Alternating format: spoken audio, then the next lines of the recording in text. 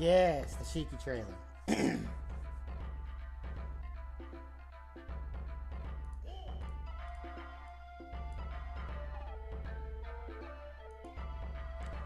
We'll go through it. We got lots of stuff to talk about today.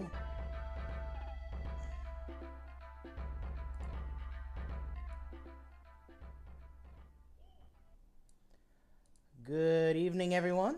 I hope everyone had a great day. It's raining pretty nicely here in Nashville, Tennessee. It's another Samurai Showdown stream. One thing that's a little different from normal is I've got a subscribe button now. I've got my affiliated stuff set up. So if you feel like subscribing, that'd be cool. What we're going to get into today pretty much is we're going to go through the Shiki trailer, and then I want to sit and talk a little bit about a question that even in the Game Goons chat room I saw, and that's, why does nobody talk about Samurai Showdown 6? Everyone's talking about V Special. Why does nobody play 6? So I hope to not only answer that question, but to kind of discuss on why it's a good thing that Samurai Showdown 6 in its current state exists at all. And talk about why the game is still played in Japan and there's still a strong following for it. I imagine it will be either the second or third most highest entered tournament at Samurai Taisen, which is 2 weeks away, I think? The 16th 13th through the 16th, I think, Golden Week. But it's still strong. Oh, thanks. Thanks, Chef. I'm giving it back. It's still a strong scene. Oh, well, thanks. I get to do the thing. Thank you for that subscription. I didn't see the name. I'm really bad at this. I don't know. Now there's so much pressure to perform and stuff. But anyway, 6 is a really important game in the history of Samurai Showdown. And I think if 6 didn't exist, then 7 would probably not be as unique as it is now. But let's go ahead and just start with the Shiki trailer. The wonderful fellas at Game Goons posted at about noon-ish my time that they were going to have an exclusive reveal. And while I really hoped it would be pre-order information, not so lucky. I know eventually we'll get it, but what they had was also very cool. Shiki, a character that's, you can pretty much assume that it's a new character. Shiki was in the Neo Geo Pocket games and SVC Chaos and Neo Geo Battle Coliseum, but this is the first time that she's been in a regular, like, mainline Samurai Showdown title. So it'll be interesting to see how she plays out. And let's go through the trailer and see if we can figure anything out. We'll go through it all at once, and then we'll go back and we'll start piecing through it. So here we go.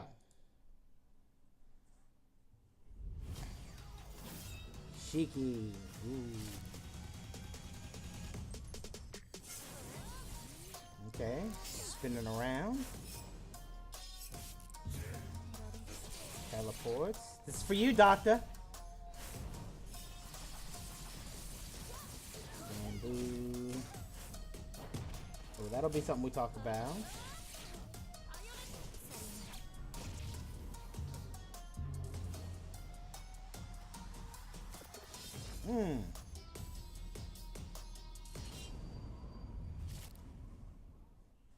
Okay.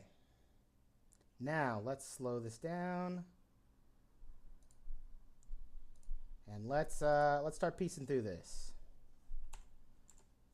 Shiki. Now, what I think might be interesting is Shiki is kind of a very special character in the 64 canon, a central character to the plot of those games. So it's kind of weird to me, honestly, why she's in this game. and it'll be interesting to see whether they tie together. Something I was thinking about as I was coming back from work today is maybe I'm sure everybody has seen the full Charlotte stage relief and knows that there's an ominous figure at the top, but it might be Yuga, which is the name for Ambrosia in the 64 series. He kind of has that kind of wispy look to him. I haven't really seen him in game because I haven't really looked at the 64 game. So it'll be interesting to see if that story ties in with like the mainline story. But let's continue here. Let's get to the good stuff. Slow, slow, slow. She looks very good. I'm ready to see cosplayers take this design on. Very cool looking costume. So one thing I did notice right off the bat is I think they're kind of showing you what this character is really going to be doing. And this character looks like she is all about getting in there. She goes over this fireball and she has time to go into this special. It looks like almost on reaction. And she gets a hit right there for the for Jubei's fireball. So that's going to evade low fireballs. Maybe higher fireballs she'll have a little bit more trouble with this move. Not grounded fireballs, but it could be that it's a move that's specially designed for going around fireballs. And it looks like an interesting air-to-air, maybe? We'll have to see how strong it is as an air-to-air option. It's low to the ground. So it might not beat things that are at the height of the jump, but it might be that you'll be able to do like a shallow air-to-air versus somebody jumping from farther. I always point at the screen when I should be using the mouse. Like jumping from this area here, landing at mid-screen. This might be a good anti-air, catching those really shallow jump-ins. So let's keep on going here. Hey, look, it's Hanzo. Hopefully we'll get to see more than that soon. So she's got a very vertical DP, kind of catching you on the way up.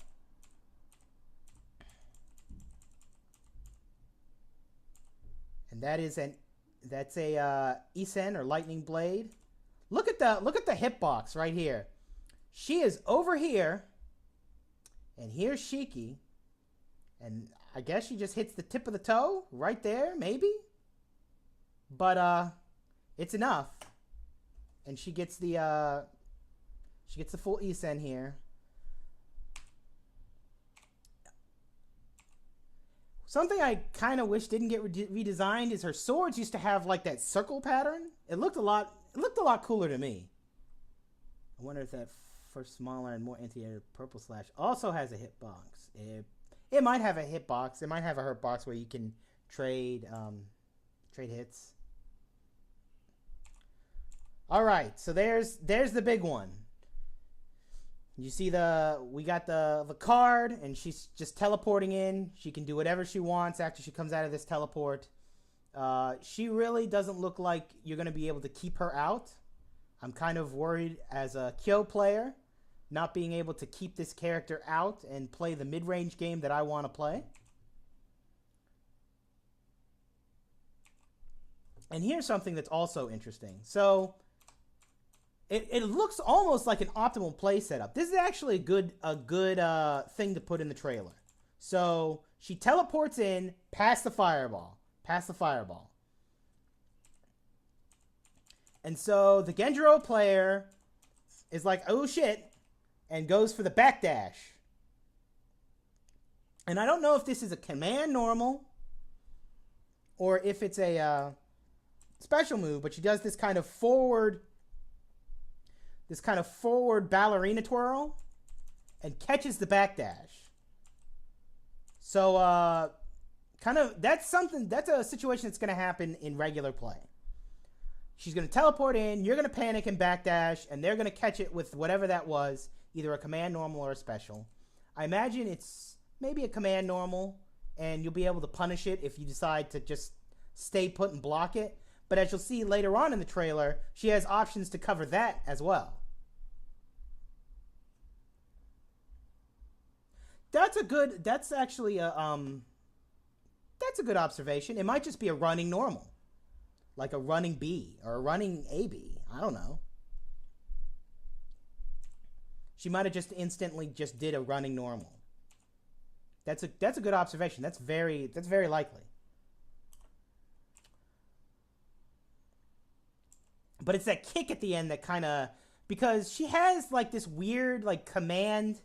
I don't want to call it a Rekka, but it's kind of like a set of commands that she does that have these kicks at the end in like Neo Geo Battle Coliseum and those kind of games. So that might be more evidence toward it being more of a special move.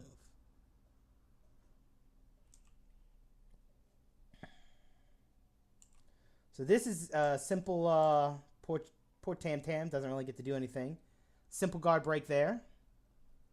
And then this is her just going into her weapon flipping technique. Just a little Rambo. This background is just a work of art.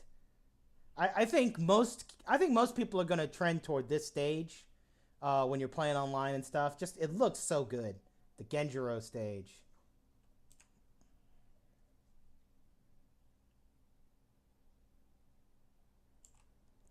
And here we go. A tiny smidgen of gameplay from Wu here. Let me see what we got here. So this could be, man, she got some thigh. Anyway, this could be a special move, or it could just be a normal. Could be like a mash move.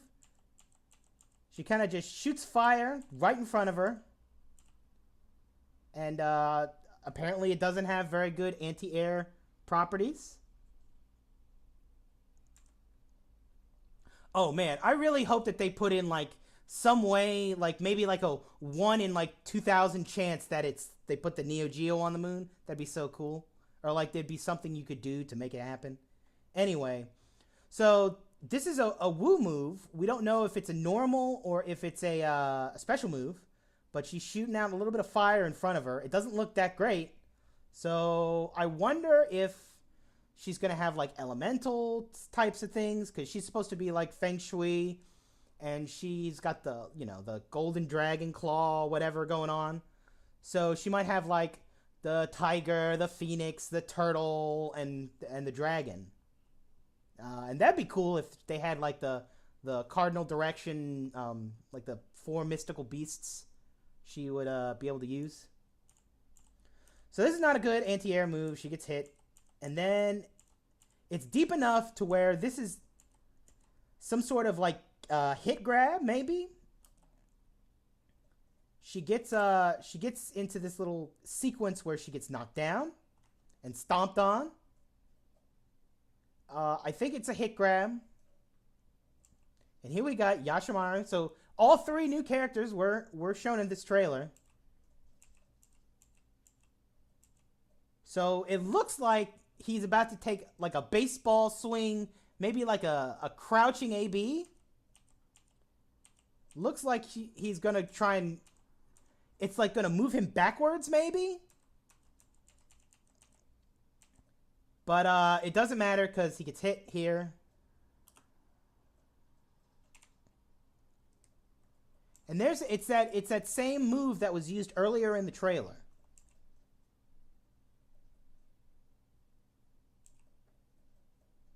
So is this the dodge here? Looks like dodge. No, it's the this might be the command grab. Or it's probably also a hit grab, but as you can see, like it's got some good range. She's behind Shiki is behind Charlotte at this point, but it's still good enough to get caught. Now, in the other games, she has a command move that's about this close, that once she lands it, it reverses your inputs. I don't know if it's this move. And I don't know that even if they give her that move, it's going to reverse inputs. But I think that's kind of an interesting... I hope so. And this is also kind of interesting. This is her secret technique, but unlike pretty much every other character that we've seen so far, she does not run forward. It's not like just a run forward hit. She gets hit. Charlotte gets hit from the ground. So I am wondering if this is a set distance or if this will basically hit you anywhere you are on the screen. If so, that's pretty wild.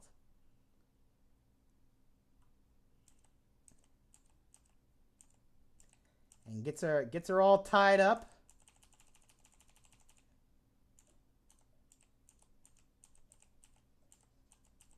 And then she teleports away. And there she is. I don't understand why she goes backwards to go forwards.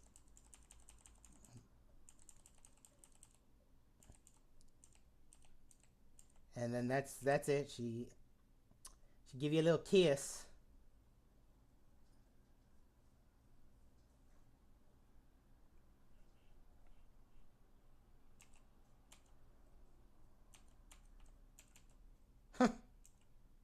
And that's the trailer. I think she's going to be an interesting addition to the game. I think she's going to fill a space that the current roster is definitely kind of light on, which is some rushdown characters. You've got, arguably Nakaruru and Galford, maybe. Not really. He's more of a mid-range trickster, and then Hanzo is the same way. So she's going to fill a niche in the game for sure. Being able to teleport, being able to get in whenever she wants. A lot of evasive properties associated with her special moves. It's going to be very hazardous to throw Fireball. I mean, if that secret super really does kind of like track, it could very well to trade Fireballs in her favor. Excuse me. So I'm more interested after seeing the trailer because I don't really care for Shiki as a character that much. Maybe mostly because I'm not really familiar with her, but I think she's gonna fit in just fine. She's gonna be fun to watch. She might be fun to play. I don't know. So that's Shiki. Hopefully soon they'll have pre-order information and stuff. As we get closer, now we're 2 months away? All of May and all of June. So we're getting really close. It's I like this whole idea of we'll announce the game and start hyping it up when it's right about to come out, so you don't have to wait that long, and so your interest is strung on by like weekly trailers at this point.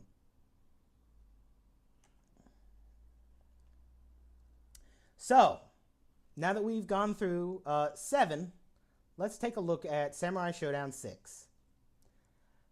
I have a kind of a special fondness, but also a disdain for the game.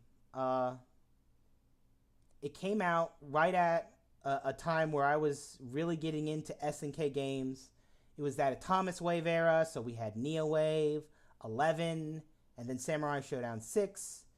I would watch Kohatsu videos trying to get better at they didn't really have a lot of 5 special. It was mostly 6 once I started watching, because it was the new game. And I pre-ordered it when it was, because basically they had announced the pre-order like right when it launched in arcades. It wasn't that much longer after. It launched in arcades in like late, like fall 2005, and it hit PlayStation 2 January 2006, because it came with a calendar. That's how I remember. And it was really kind of neat. It was like, oh, it's a new Samurai Showdown.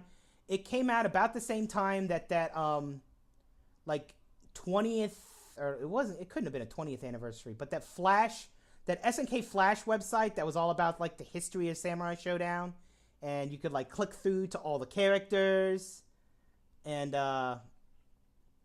And so it was like, oh my gosh, all of this like Samurai Showdown stuff is amazing. And as I played the game, because obviously I couldn't really play it with anybody I knew because nobody knew how to play Samurai Showdown 6, and I'd imported it, so I was basically just, living vicariously through the match videos that I was watching and playing against the computer. I had like a small group of really cool dudes who I would play like King of Fighters with, and they were always down, but they didn't really explore. We didn't really explore the game very much. And it got to a point, especially after following the game for a couple months and having it get figured out, where it just got to be a little bit too much.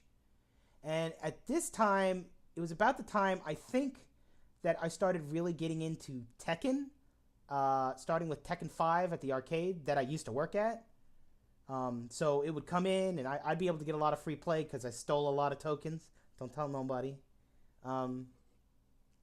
And I just play, and I'd have like a coworker. I had coworkers that were also into the game, and we would shut down the arcade, and while everybody was closing up, we'd play the game by ourselves for another like two hours or so, just long sets. So I feel like the lack of interest and the fact that I couldn't play it with anyone else, it really kind of dampened my appreciation for the game. And by the time it came out, I kind of moved over to Tekken 5, and then from Tekken 5, Street Fighter 4 came out, and I got away from Samurai Showdown. That was about the time where I kind of stopped playing. I had been playing on Fightcade for I don't know how long, and then 6 came out, and I was like, oh boy, it's the new Samurai Showdown game. I was kind of naive and thought, oh my gosh, I have to buy it, when I didn't really have anyone to play it with. And what I should have done is I should have just gone back to 5, but I didn't. And, I mean, everything happens the way it happens. And I enjoyed Tekken, and getting into Street Fighter 4 Vanilla was fun too. And, I was away from this franchise, and I came back the day, it was either Tokyo Game Show or EVO, that they announced the port of the PlayStation 4 version. I was like, oh my god, I remember playing this game, and that was really my nostalgia wave.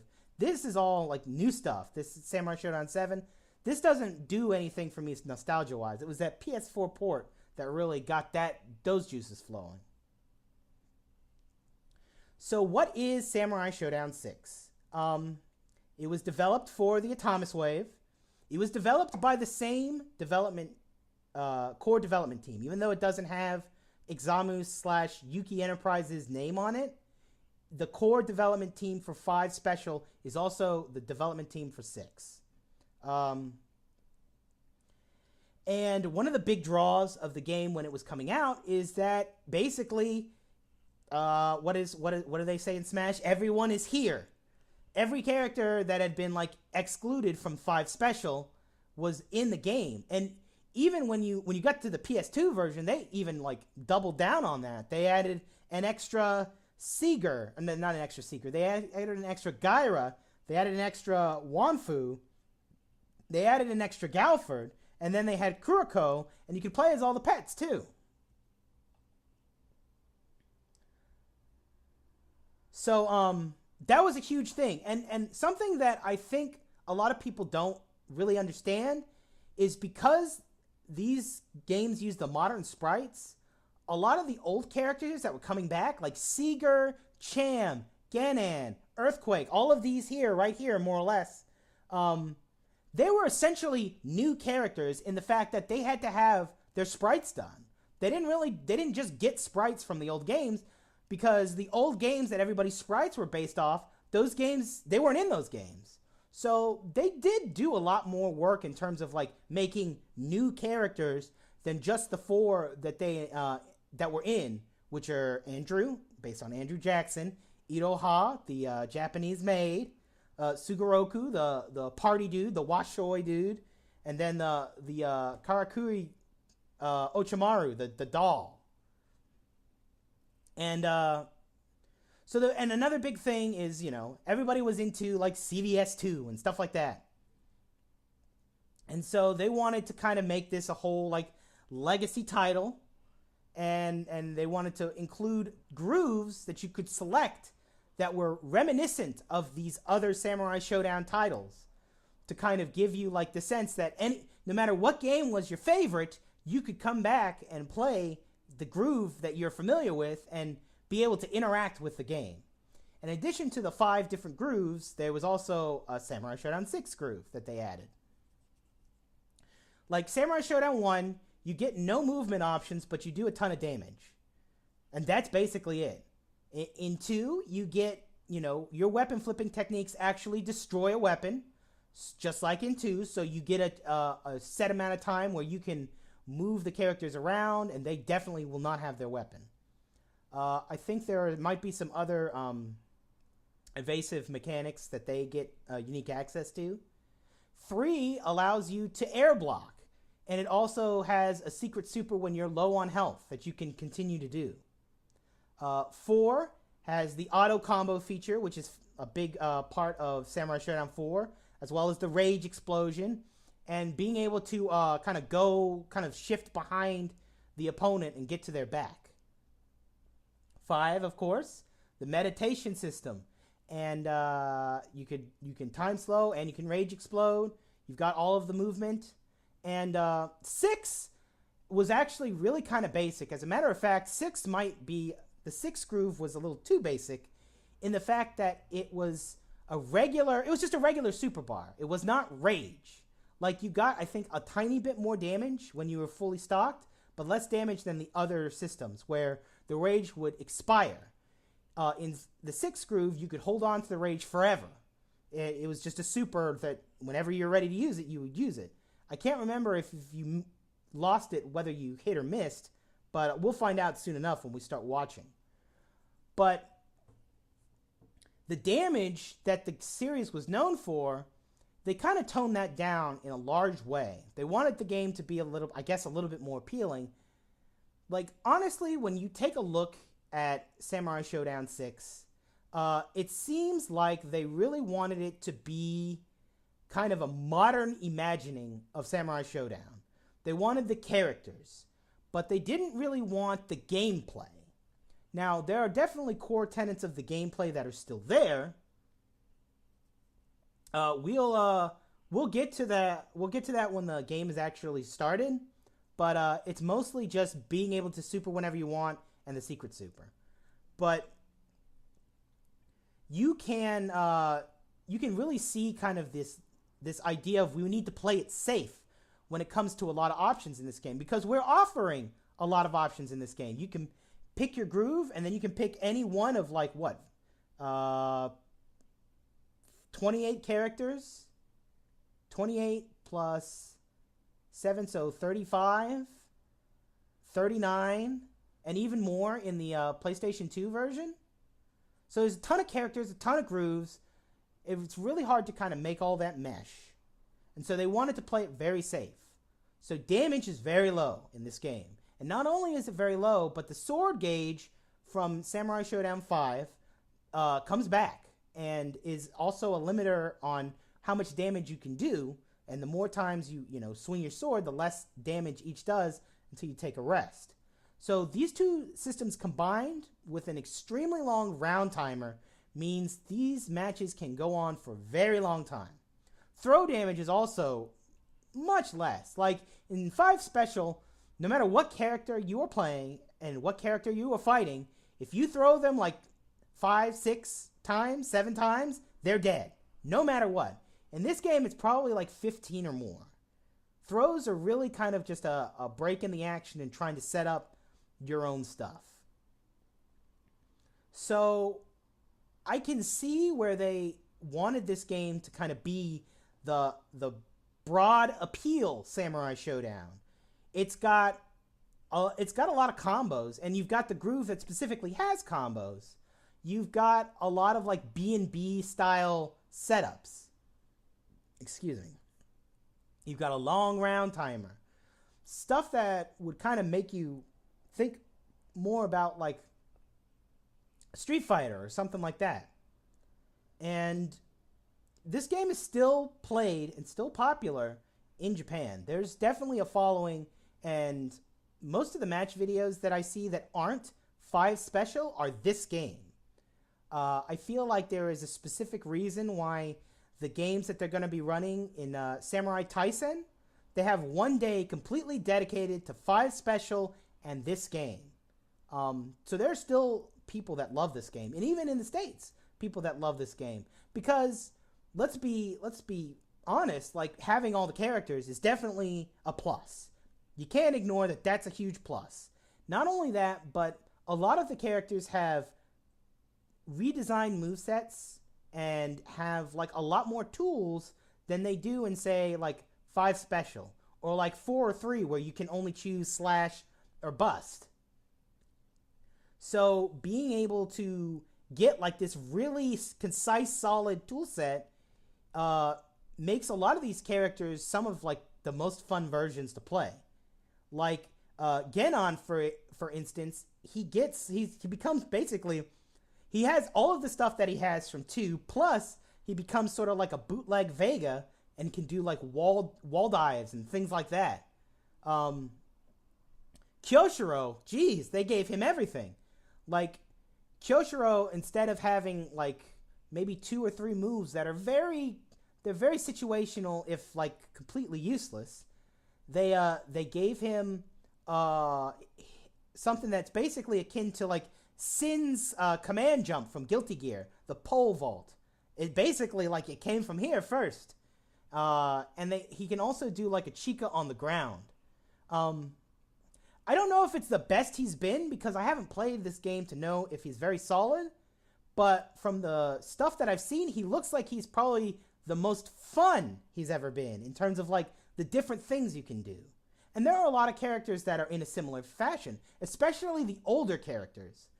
For instance, not only Jubei. Not only does Jubei have his signature counters in this game, but his secret super is also a counter that I think hits high, low, and mid and does a ton of damage. So there are like interesting properties like that where they would give unique special supers or things like that to these different characters. So yeah, the game was very strongly played when it came out. A lot of people kind of were like, well, we got to support it because it's the new one and this is the new generation. And it even got a Togeki. SBO 2006, it was a 2v2 teams. A lot of players were playing this game, including some that we might find familiar and that are still playing the game today. It made something that's interesting, if not a bit awkward. Yeah, I mean, I've seen Amakusa is a strong character in this. I remember seeing him frequently. What you're going to see a lot is you're going to see a lot of Mina. And you'll know why as we start watching the match videos. Mina in like 4 groove. You'll see a lot of 4 groove and you'll see a lot of Mina. And that might have turned some people off. Mina's a very polarizing character. People will either love her or they hate her. And she's definitely more polarizing in this game than ever before. So, as you can see, this is 4 hours long, and I didn't want to go halfway, and I didn't want to stop, and I didn't want to not finish. I want to get all the way through top 8 so that we don't have to go back here. But I thought it would just be fun to kind of just talk about, just chill, just watch some Tenka vids here. So it's a 2v2. I'm sure it's with Waseda rules because that's what's popular. And here we have the Silver Boys versus Little Busters. Little Busters versus the Silver Boys. Let me know if the volume is messed up or anything. And we're gonna be in this picture-in-picture mode, I guess. So we have a Gal versus a Nakaruru. They're both in 5 groove.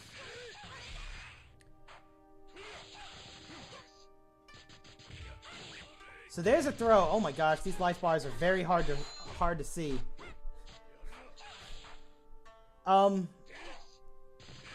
That's one throw. Barely anything.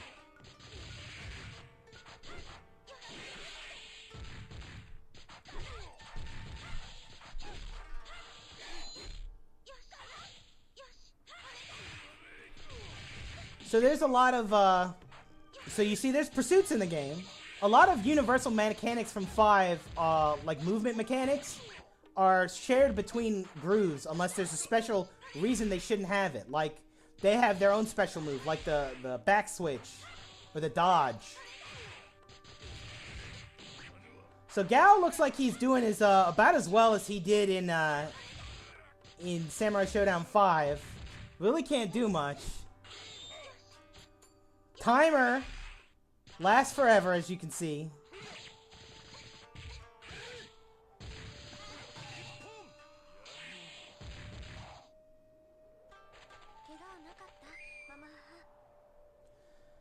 So you have what is, in essence, like the core neutral, but all of the juicy bits that make it interesting and make it entertaining are kind of sucked out in order to normalize everything.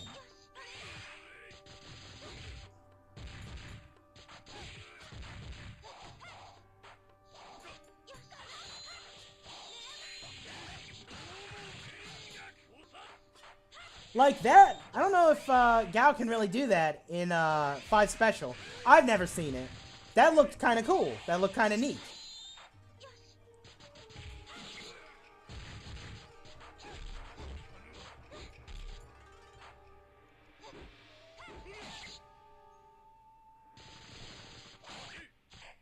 So Nako has been meditating. They've been meditating. I think all meditation rates are pretty much normalized throughout all the characters. So the whole interesting dynamic between do you want to meditate or do you want to rage explode is kind of missing.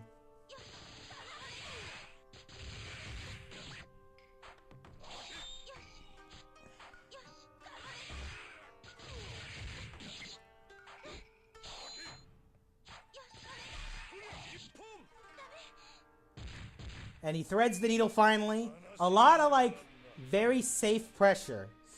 And because the damage is so low, you can't really do much about safe pressure. There's no reason, like, there's no comebacks. I don't know if Gao was, like, much better or much worse. I think he's mostly the same.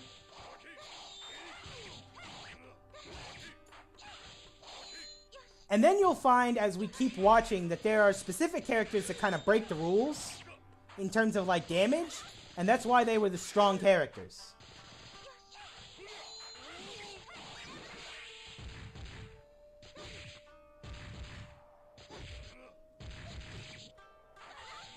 Getting mixed up all day.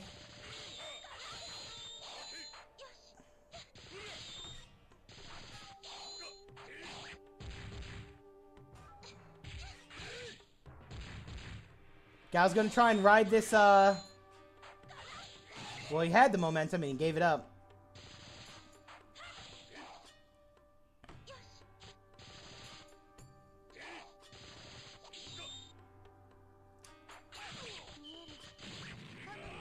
So there's a time slow and then a rage explosion to get 1 extra life.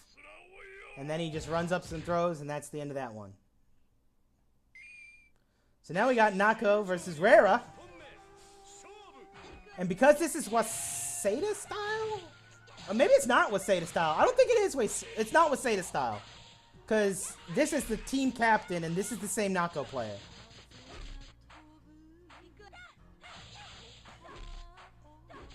We got vocal songs. This song is really good. There are a lot of really good songs in this game. I'll give it that.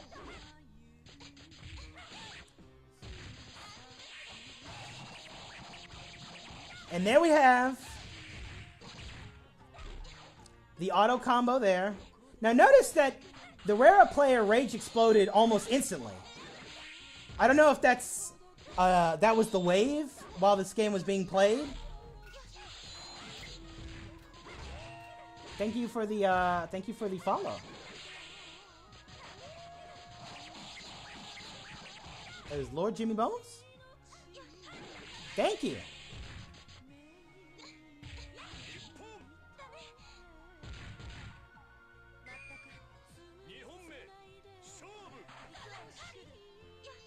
So, we've got Rera kind of chaining her jump arc. doing rarer things. But as you can see, like, this player is not even getting on the wolf until like full screen. Definitely just trying to use her fast normals to force damage in. Very interesting mix-up. Took the block, went behind her. Lots of that weird, like, anti-air, DP, rocket launcher move. And forward C.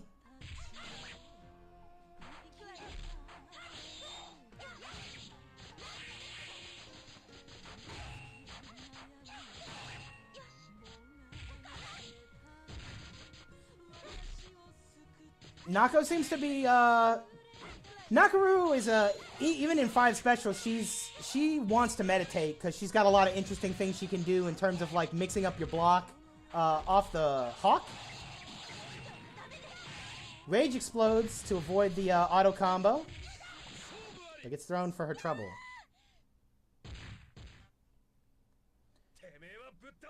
Okay, so now we got. So I'm pausing the game, I'm pausing the video because this specific character is going to be kind of a lesson into, I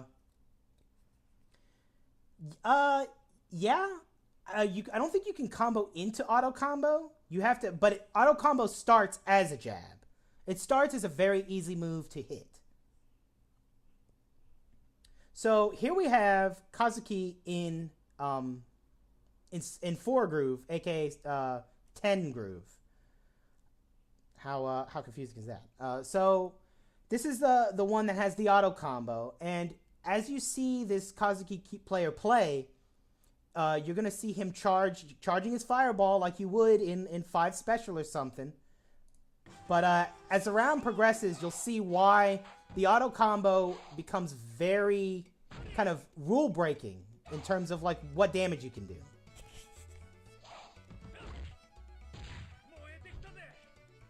Gets his first charge.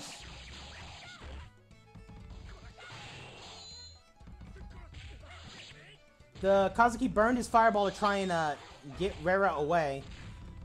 Now, Rera is not a huge like damage dealer, but she did almost a full auto combo and she didn't even do. She did maybe barely 20%.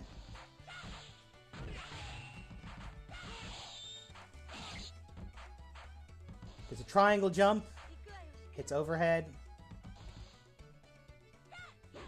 The walk and run speeds are definitely still okay in this game.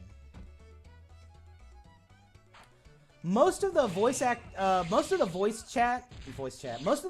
actors didn't return for these roles, so a lot of these are all new. I'm not really a stickler for voice actors, but there are some people who find a lot of that unforgivable.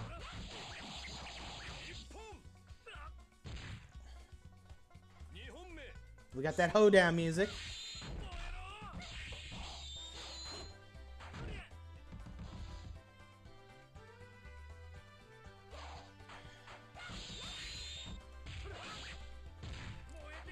Simple throw and charging up the fireball.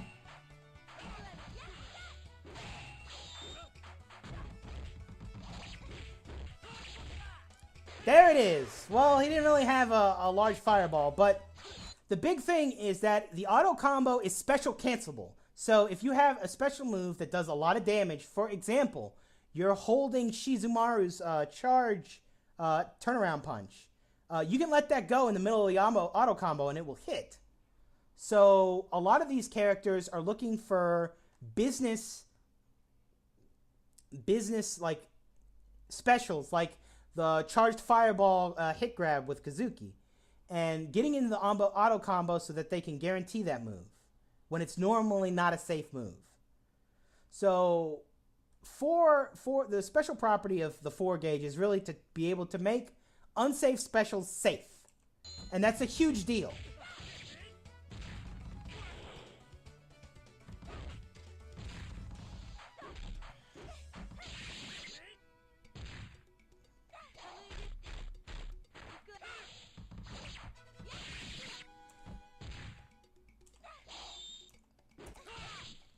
I kind of want to go back Just a little bit, just to show you, like, little touches that they added that make some of this stuff really good. Let's see. Here we go.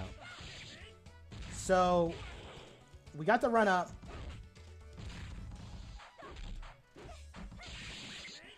She's playing the defense, or she's playing the offense. She does this move, and it leaves the blanket. So you kind of obscure whatever you're going to do next. And that's just a simple touch, but it's an interesting touch, and it makes the character a little bit more interesting. And those are the kind of things that a lot of characters in this game have.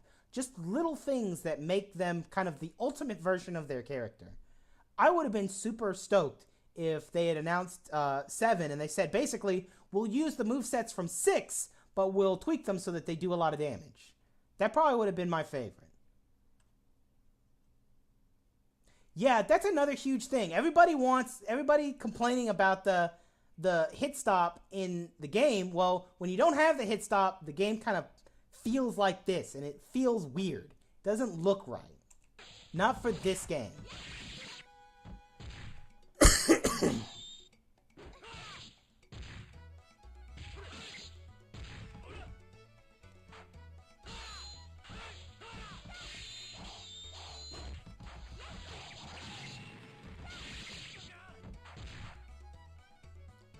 Rare was probably going to be able to do something there. So Kazuki Rage explodes.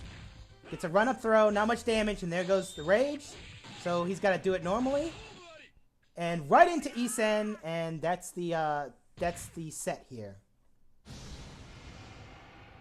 We're going from 16 to top 8.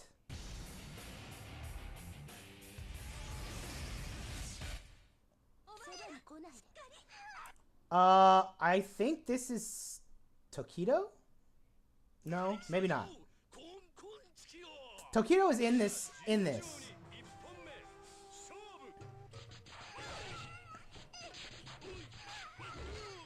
And we've got Sugoroku over here. This character is, yes, that Tokido. That's the one. I know that this character would never get into another game ever again, but I do kind of have a... I do like it a lot. Because he's got that bionic party squad.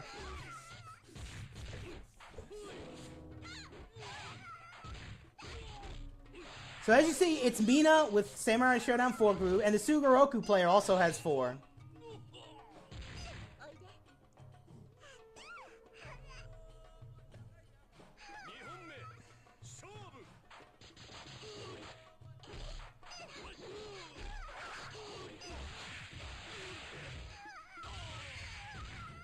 So that's to set it up. He does his special hit grab in the middle of the auto combo to set something up.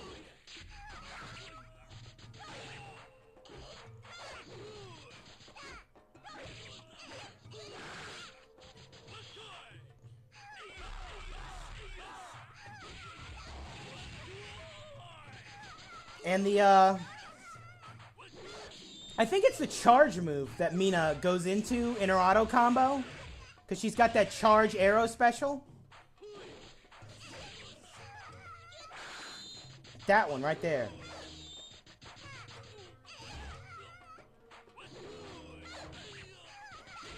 That was an interesting cross up there. Who? Sugoroku? You better watch yourself.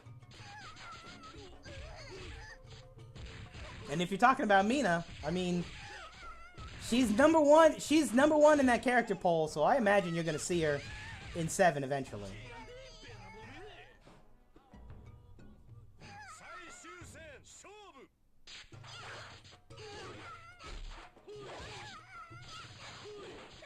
She has the speed to really kind of put herself wherever she wants to be. Her normals are really fast. They do good damage. She's got a decent combo. Look at that. Look at that combo ability. And then she puts 2 up arrows up, so she's protected pretty much. Anything he wants to do, he can get up arrowed.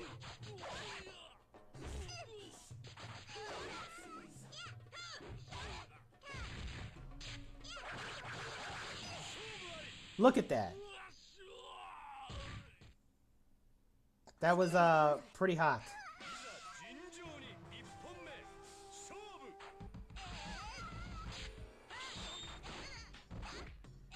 And here the Mina has elected to play in 6 groove. Maybe primarily because she wants access to the secret super. Which she can do when her health bar is in the green portion.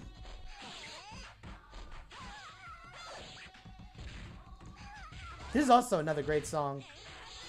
Ooh, get hit. So it's a 2C into her charge special. Really good damage.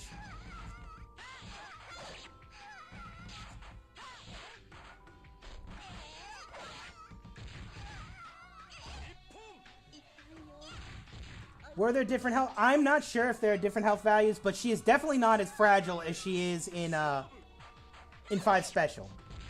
She's nowhere near as fragile as that. So yes, once you use your super in I mean, it essentially is a super. You lose the meter once you try and do your weapon flipping, whether it hits or misses. Yeah, like we discussed when you were writing the article, she's the lowest, she's the highest, she takes the most damage of any character in the game, 150% of all normal damage. Which, I mean, when you think about it, that's actually wild.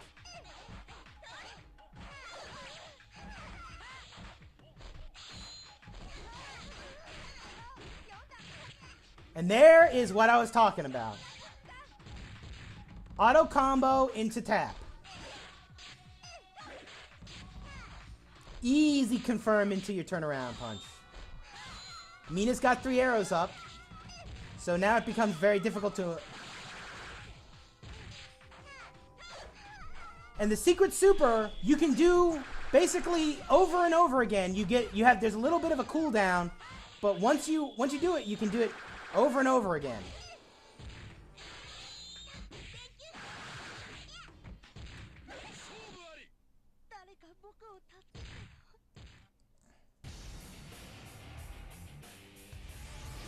So that was a quick one. There's Yu. Yu is a player now. Yu is one of the best Yunfei players still doing it today. So I imagine we'll see Yunfei after this, unless it's a different Yu.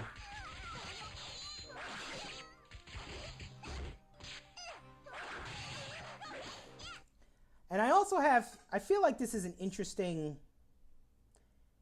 Every character that you've kind of seen so far has a decent walk speed and a good run speed. There's not really slow characters in this game, and yet the gameplay feels off because of it, in my opinion. It feels like there's just a lot of running around and not a lot of doing things. So it could be that the slower movement that a lot of people are kind of wary about is actually more of an intention design choice to make the game flow a little better and make the game kind of look like it should look. Because if you turn it up to 11, then you've got a lot of this. If every character is running around like this, it's not really that interesting, in my opinion.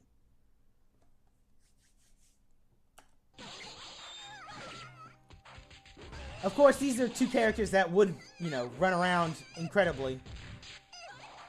Rimu versus Mina here. Keeping her in the air. Or keeping her in the corner, excuse me. Oh yeah, that was a bad idea. Both characters decide to rage explode. The meter is really kind of seen... At this point, it looks like it's really just a combo breaker and nothing more.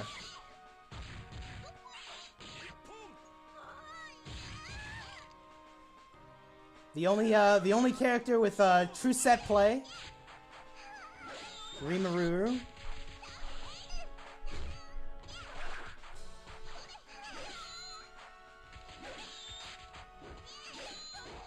You get up arrows so freely in this game, which is really like a big part of her strength.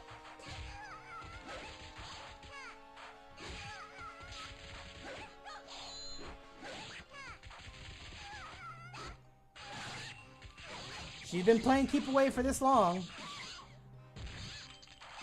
I would imagine due to that auto combo that Mina still does have like low health. Because that was an auto combo for about half-life.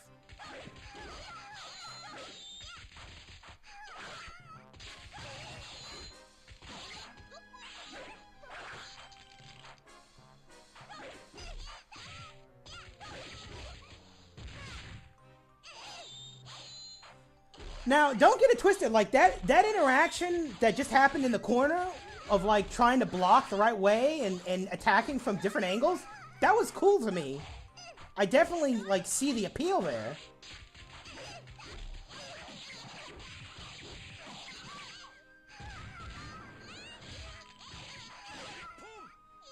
If that auto combo would have gone all the way through, he would have taken that round, the Rimu player.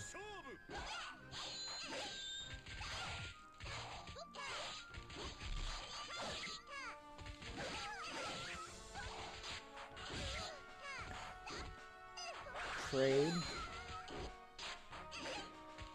Mina's got her up arrow set up.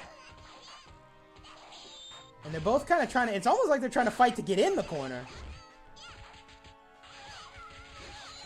Rolls out. Resets to mid-screen. Auto combo for some more stuff. The meter you get is useless because he doesn't have a meter anymore.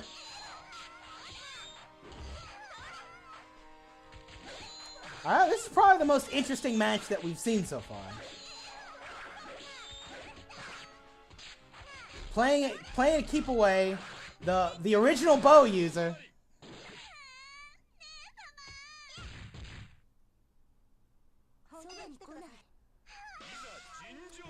And so now we have a Mina in 5 groove versus the Shizu in 6 groove.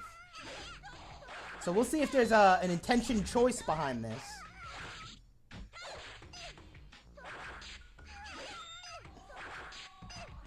I kind of want to get people kind of used to it because I'm sure that Samurai Tyson, Samurai Showdown 6 is going to be interesting and entertaining.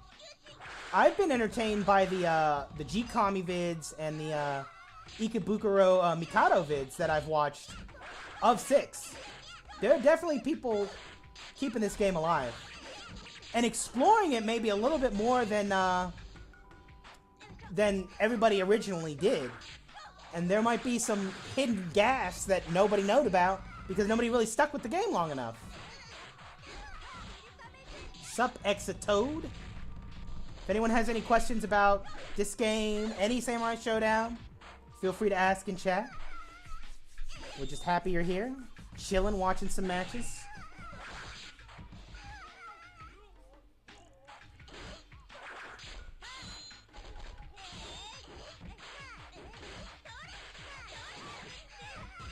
What's he got? Oh, that was a Hail Mary. Now, I don't think there's a glitch in here, so I think he just lost his stuff. Wow, okay. Close C into 236 slash.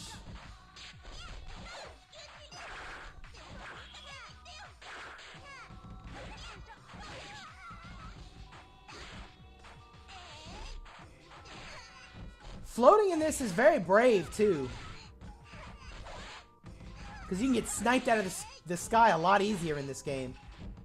There's less recovery on those arrows.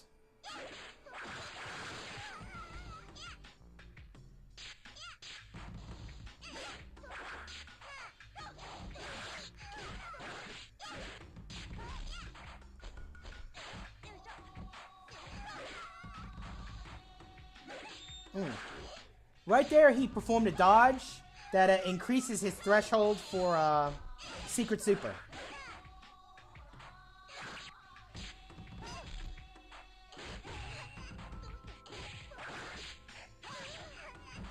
Another thing is that the 6 groove kind of erases that ebb and flow that you get with like Samurai Showdown of like rage. Because you're always raged in 6 groove until you try and do a weapon flipping technique. And it's kind of not cool. It's not as cool. Shizu was kind of looking to see if he would give him anything else. Doesn't look like he will. Run up throw.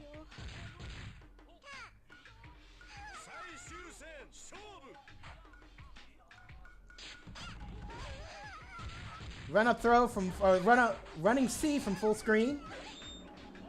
Another dodge. Dodging those low arrows. I don't know if he's got an effective secret super.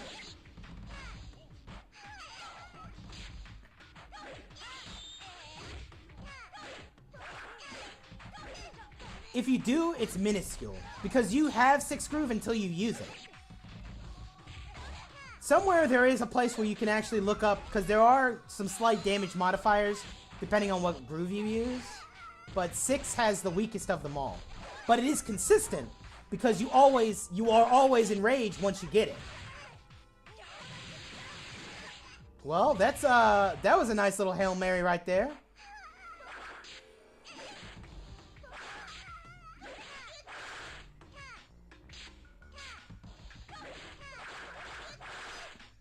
Getting a lot of this chip in. I can't lie. I love this, actually. I love like arrow characters and characters that are doing a lot of chip. Like, who wants to deal with this?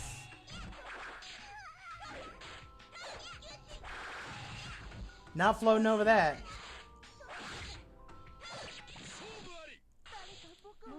So the I don't know if you have access to Rage Explosion in 6 groove. Alright, we got Amakusa versus Rasetsu. Where's M at? It's your boy.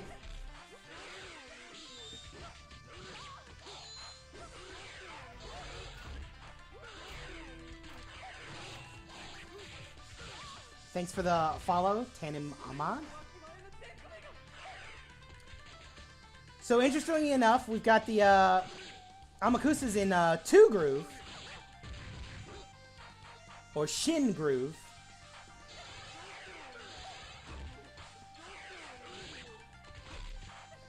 Not really getting a lot done here.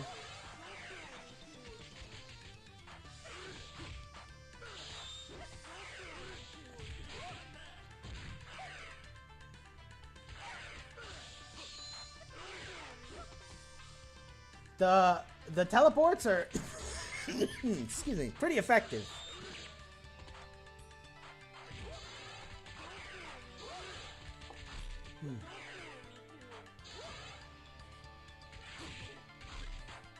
Still got those super annoying air-to-air and mid to long range buttons. Look at that. That's full screen. Full screen.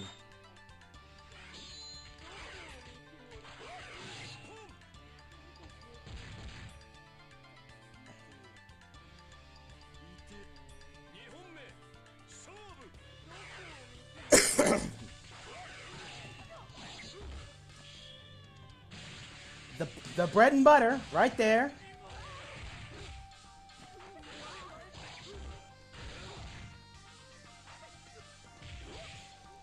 It's a throw, being able to pick the weapon back up.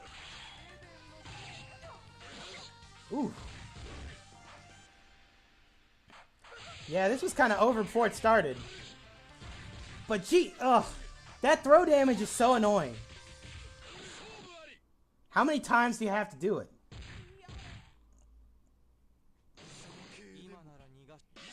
I think in Samurai Showdown 7, technically he hasn't been born yet.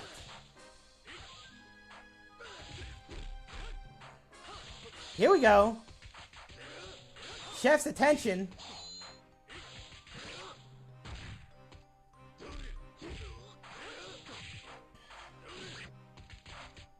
It's after 5, but before 1.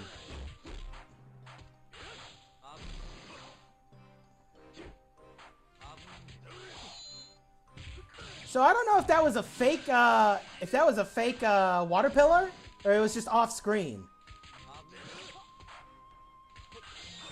I think it might be a fake. I think it might be a fake water pillar.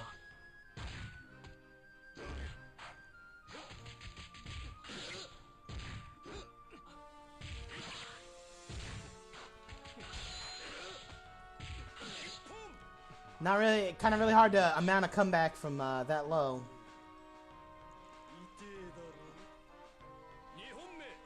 But Sogetsu can go auto combo into weapon flipping technique.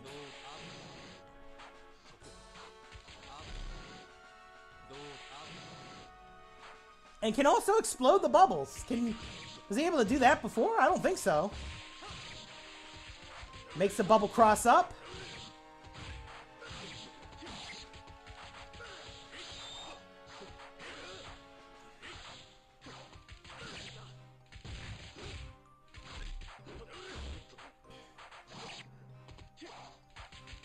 He's trying to get himself set up, but it seems to be kind of difficult to do. There we go. With the overhead. Just hits that one.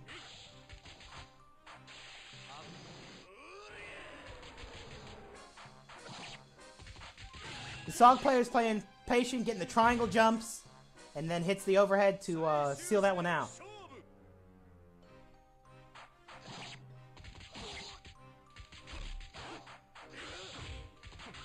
Trying to go for some deflect right there. Not biting. Wow! So that was a dodge directly into weapon flipping technique. And that works apparently. This was also the first game where the weapon stayed in its location on screen. Which was kind of a nuisance. There's a lot of like pushing the players away from the weapon. And it's going to be like that in the new game.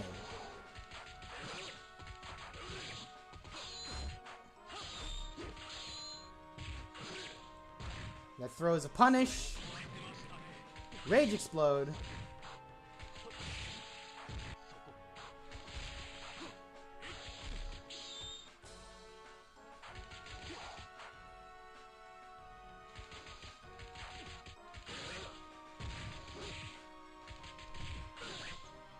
I'm not sure if it can be cracked. It didn't look like it.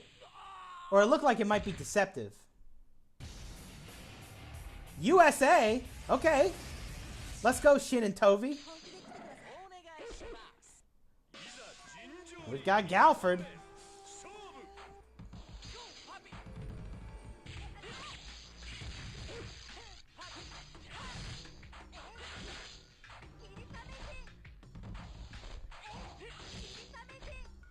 Trying to create the first opening here. Strike head.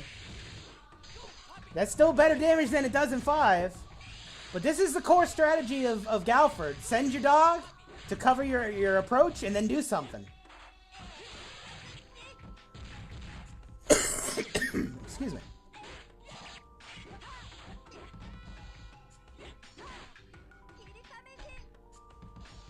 Galford's playing really actively on movement.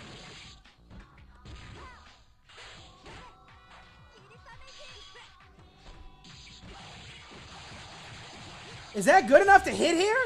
Oh my god!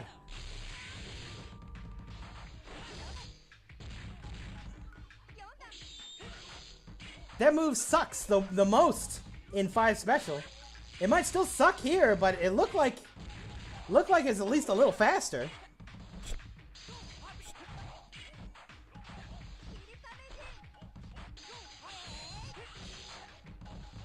This looks like it's gonna be, yeah. Very hard to open up Galford. Playing very actively in terms of his movement. Trying to not be in the same place for too long. Straight up, run up throw. Run, throw again. Poppy with the overhead. Setting up those mix-ups. Crouching heavy slash. Gonna have to do better than guessing.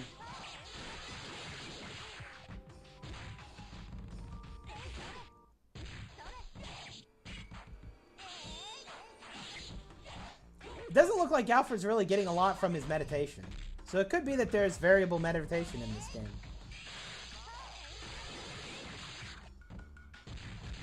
Yeah, it looked like he had like a Blanc electricity in his plasma blade. He might have like a version that's just that. Hit confirm into weapon flipping technique. Not enough to kill. Gonna throw, still not enough to kill. Ugh. The throw damage is so low.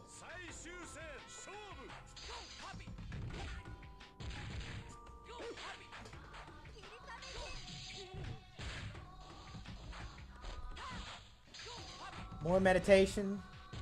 It's not really doing him much good. Throw. So what are we doing with Poppy? Overhead. Uses the kind of the it's almost like the Necro DP from Third Strike.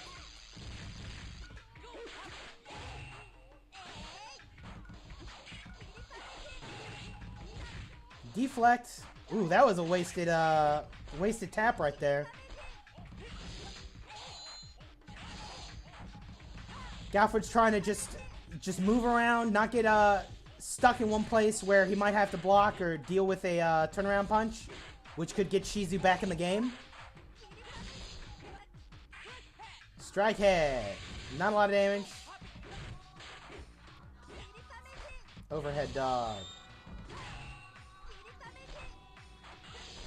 Ooh. He's getting a little too antsy here. But with the meditation, it's probably going to be enough to go into time slow. I'm not quite sure what happened, but that's the end of that match. So now we got Kazuki versus that same Galford.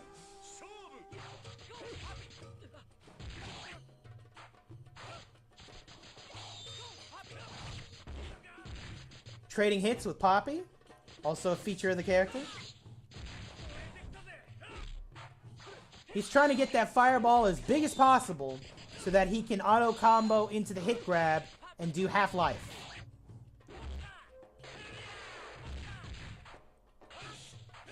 I think just Galford and a lot of the characters that are in these matches have the wall jump, but it's not universal. It's just we got a lot of ninjas fighting ninjas. Spent his fireball. Maybe not wise.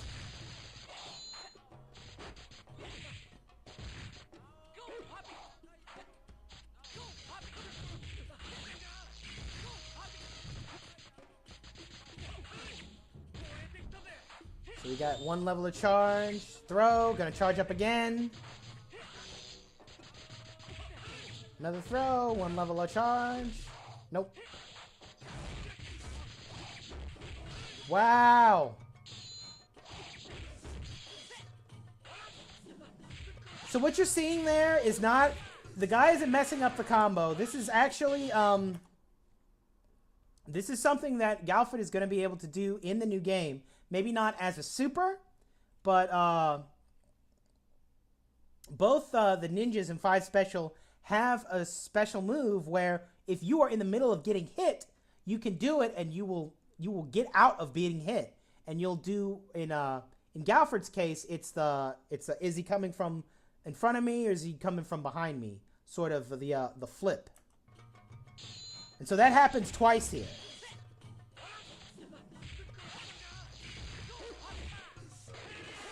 But he gets hit grab for his trouble.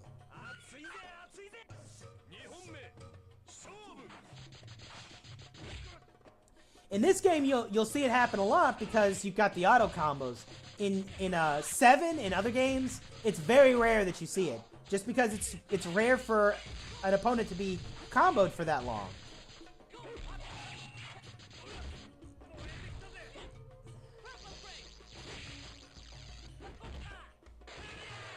Gets hit grab for his troubles, thrown into the corner, charges up his fire. That was gonna be it. Running up auto combo. Spends his fireball again. Galford holding on to a little bit of that meditation. Didn't get the auto combo to complete there.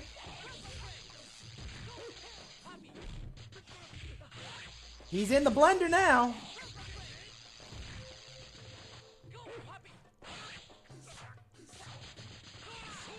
Wow, that That was unfortunate. I feel like the Galford player had it in the bag, kind of let go at the end. All right, now we got Suija.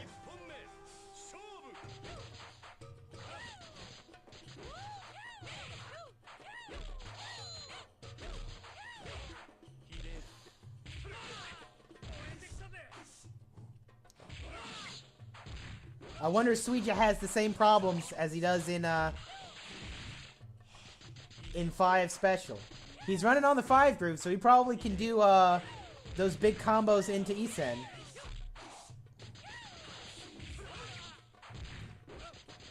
Canceling the movement.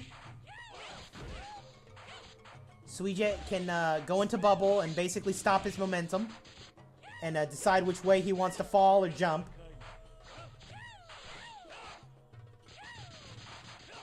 And since you can do oh, that was pretty good.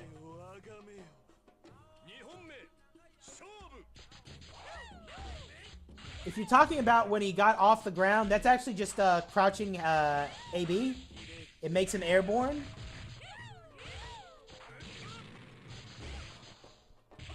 Kazuki rage explodes before he loses everything. But these throws are just not, they're so low value. He did 2 throws that did basically as much as a medium hit. Suija decides to press the advantage and just rage explode out. He's not going to take any extra damage from whatever situation he was in. Hit grab. Jump in throw. Okay. Air to air. Not good. Is he going to run this all the way back? Throw again. That's 3 or 4 throws. Throw again. That's 4 or 5. He's just waiting for that crouching AB the whole time. Yeah, that's crouching AB into a special cancel. And we have our first Iroha in 4 groove.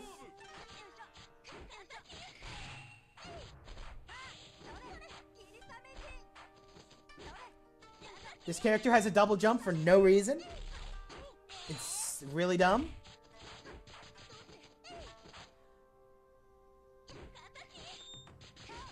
She basically will be doing a lot of TK air fireball. And she's got that Akuma fireball right there as well.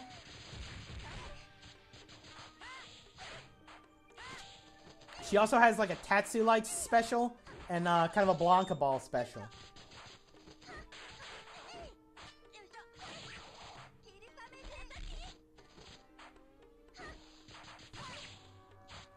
Shizu player is just playing patient, tagging the Iroha and the opportunities that he should be, and just holding back.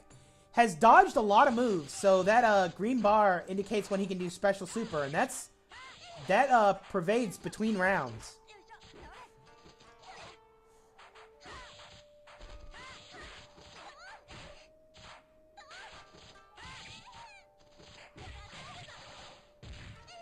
Air Tatsu. Heavy slash into heavy DP. B&B. Throw, but time is over.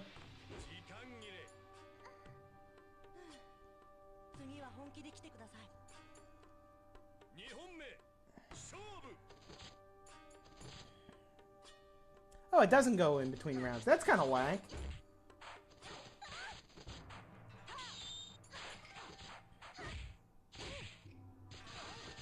So lots of A's, lots of kicks, lots of very easy movement. This is actually a 5-button game. So you have light, medium, heavy, kick, and then a special button for special movement. So even though I say A, B, it's more like C. More familiar with like what we will see in Samurai Shodown 7. Looks like he wanted to hit confirm that into auto combo, but didn't go.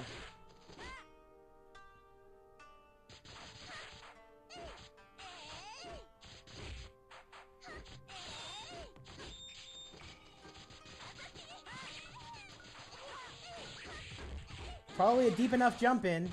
And that was a auto combo canceled halfway into up Tatsu.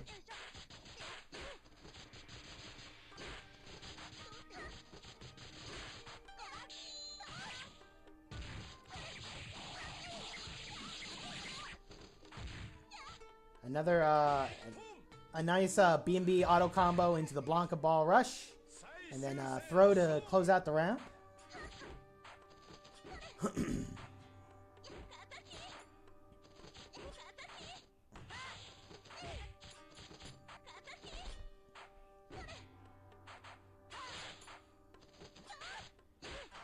Yeah, with the double jump and the specials that kind of shoot a fireball and knock her away, she's very much a runaway style character.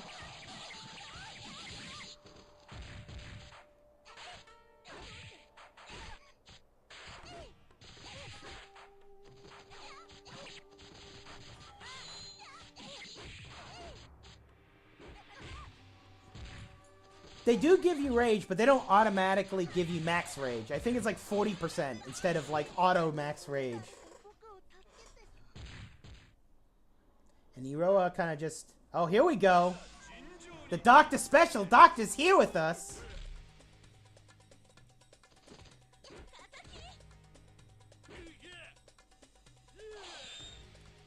Playing in 6. We'll see if that secret special comes into play here.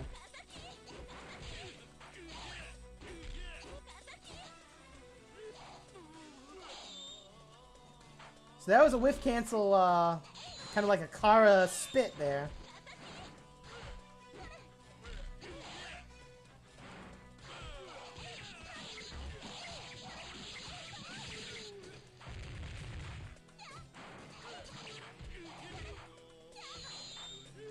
Fully perched auto combo, excuse me.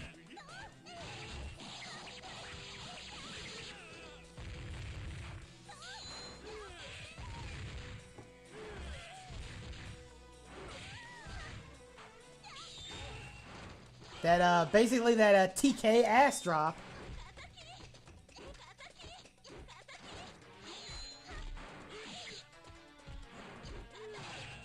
It's almost like this character can never get close enough to do a command grab.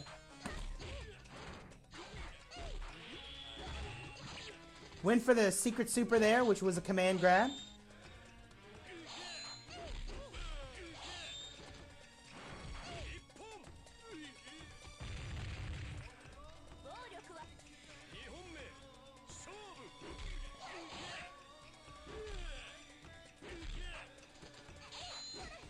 It seems like he wants to trade with those fireballs, with those buttons. Since Ghetto's secret super is the command grab, he really kind of gets scarier the more of those he uses the dodge to dodge.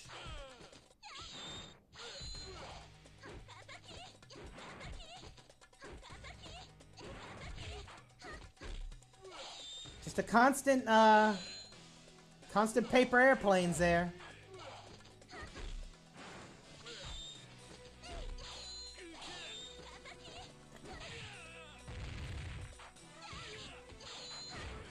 And I feel like this is really kind of a match that shows out why the limited damage in this game is so annoying.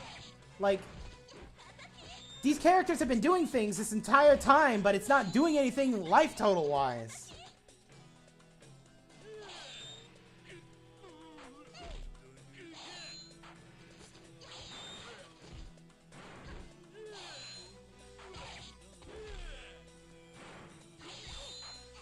He's gonna have to do something. I don't think he's got the time for this now.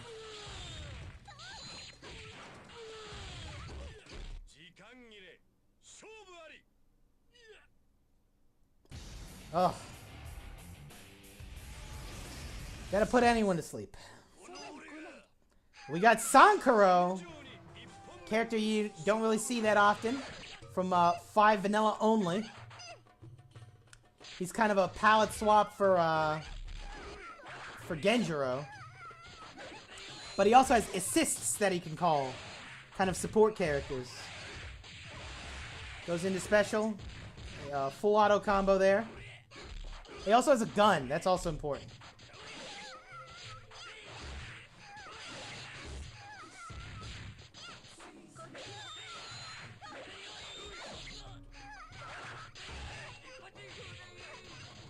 There was this.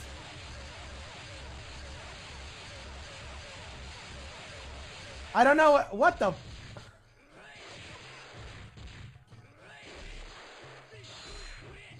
I don't know what that was, but this character is definitely oh shit. Oh wow. Thought he was safe. Went into the other assist, which is overhead. This is wild. I mean, this is essentially like a set play character himself.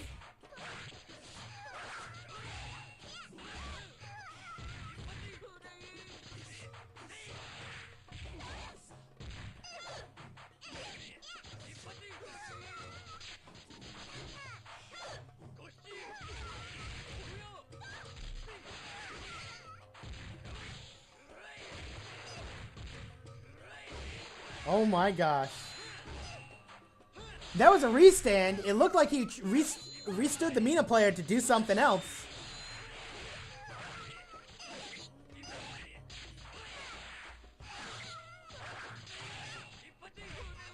You done? Yep. Wow. Here we go. We got Seeger.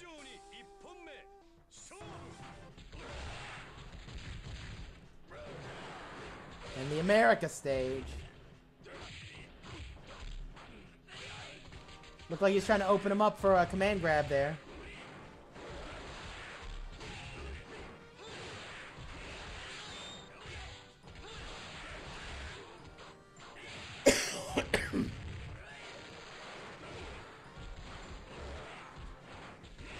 Winning the air-to-air game.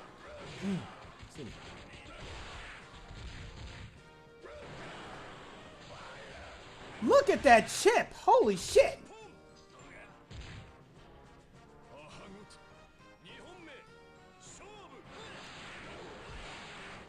This game, when it's good, it's great.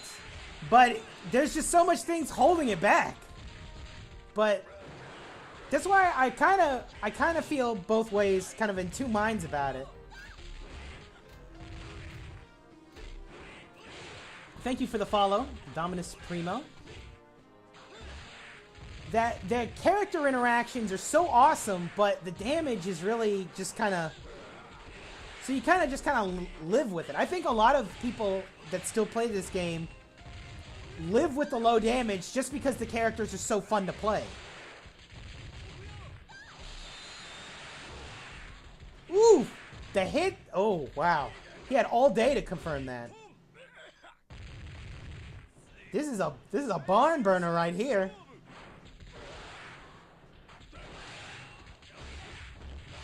Auto combo. And the Shinpachi call, the green dude sliding, that's to prevent tech wake up. Back turned, auto combo, goes into the hit grab, into command grab. Free chip.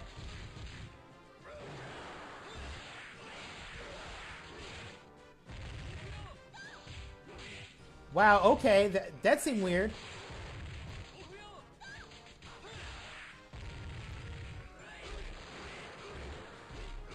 I don't know if the bomb has to be blocked high, or I don't know what's going on there. Or if they're just trying to mash through it. Some free chip. Both players still have their Rage Explosion. There goes Seeger. And there's Genjiro. So we've got Isens, and any character could probably die with one hit. And Seeger could probably chip out Genjiro at this, or Genjiro. I keep saying it's Sankaro. Oh my god. Yep, there's a chip out. That was a great match.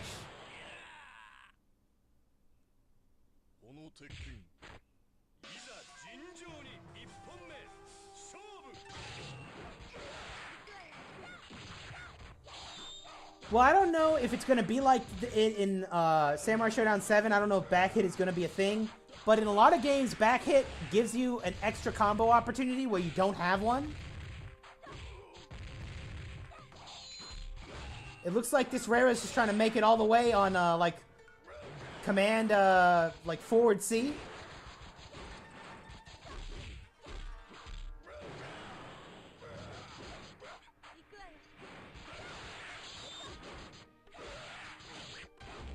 Yeah, something like that.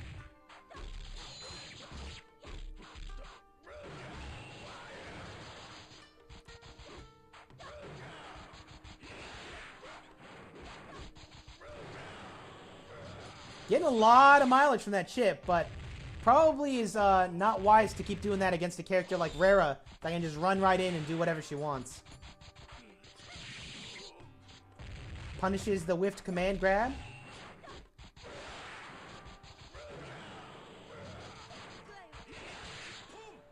Uses, I didn't even see her get on the wolf. Uses the wolf to thread the needle there and get right the angle that she needs to close out that round.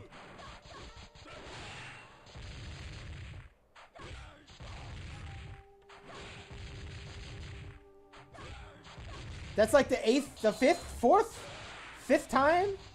Just forward C?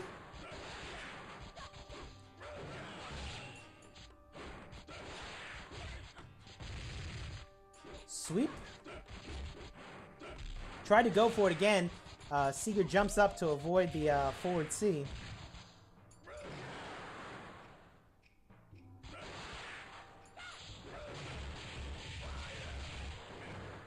Ooh, that's some damage. Run up throw. I mean, they basically traded the same amount of damage from chip versus the throw.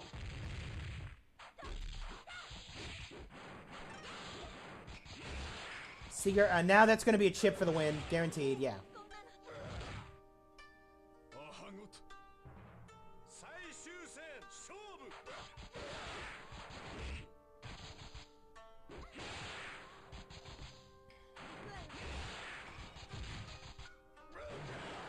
The Seeger's really kind of establishing that mid-range.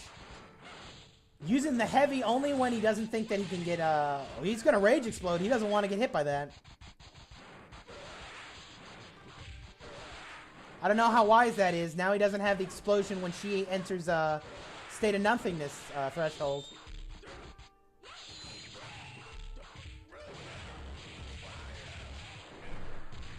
Good bit of damage.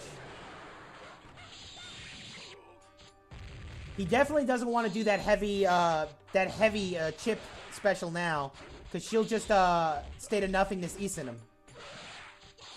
Maybe for the whole round at this point.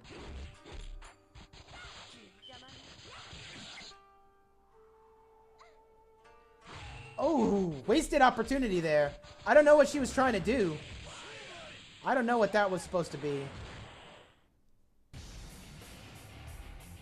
It's strength based. I can guarantee that. Oh, here we go. We got Wanfu. Lots of characters. Immediately throws his weapon like a dumb fuck. This character.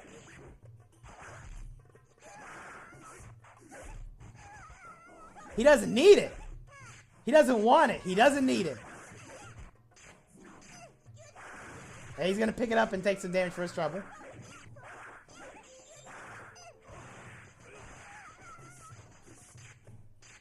Yes. He basically has used a different weapon every time he's appeared in the game. This strategy is not working for him, though. Oh, here we go. I think that's command grab with a low pursuit. But nothing doing here. He's also playing in SS2 groove, so I don't know what he's trying to get out of that. Immediately gets hit with the overhead, and she is able to combo it because she's close enough. This is where you need to be pursuing. Oh, one.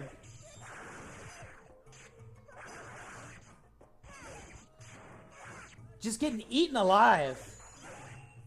We can't even see that we've... Oh, there we go. We can't even say that we've seen Wanfu in this match. Ass. There we go.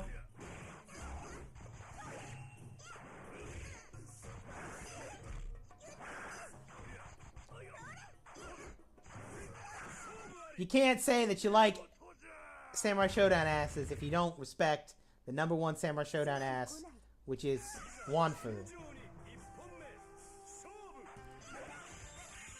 I hope they never put that character back in another game. He's so terrible. Give us Yunfei, please, if you're looking for Chinese representation. Although you've got Wu now, so...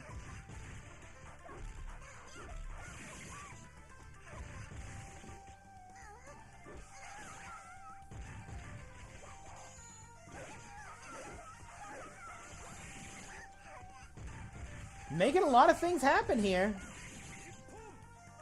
All she's doing is command normals. It's basically like, guess which one I'm gonna do. Can't block low or you'll get hit for the overhead.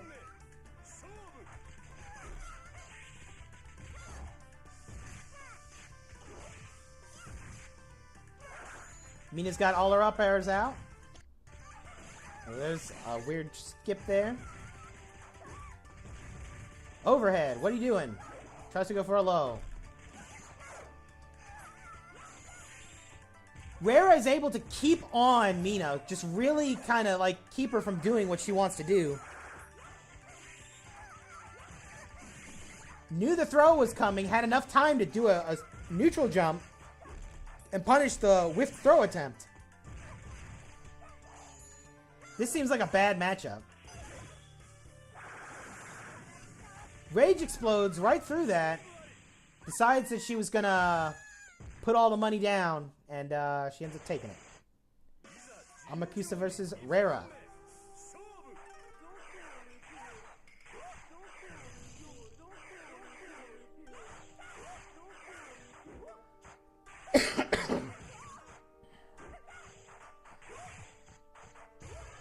Mina's respecting Amakusa because Amakusa can kind of pick his own distances here.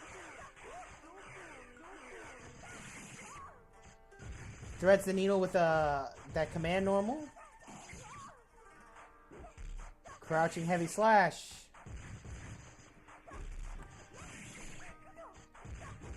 That normal does a lot in this game. That forward C and that up arrow, that up slash right there. It seems like those moves are more important than anything she does on the Wolf.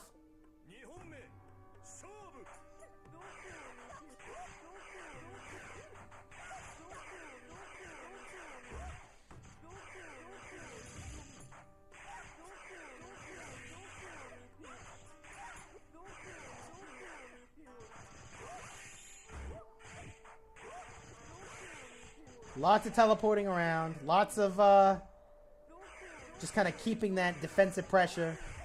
He'll run out this entire clock if he wants. Teleports in, gets a throw.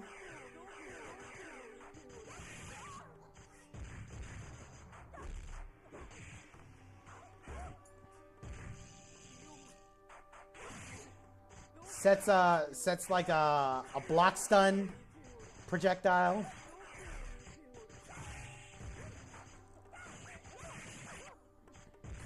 Combos in from a deep jump into the command normal.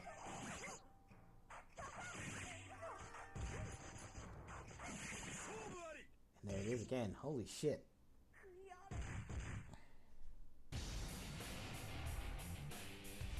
There's Takedo. I believe this is Takedo. Yep. Versus a Gal player that has managed to get this far. In 5 groove.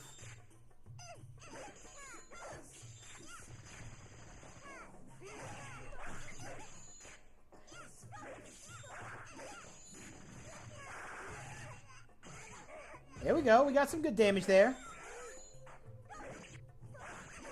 Mina flips out. Now it has the rest of the screen to walk back. Keeping those up arrows. Look at that.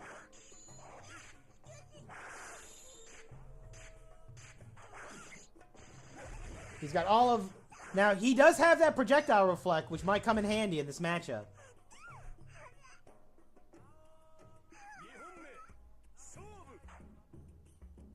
But a master of this long-range zoning. Pumping the up and down to kind of fake out which way he's coming. That's going to combo, but he decides to Rage Explosion to get around it. 3-hit combos. Look at these. A lot of this stuff just looks... It looks segmented, but it's not. It's methodical.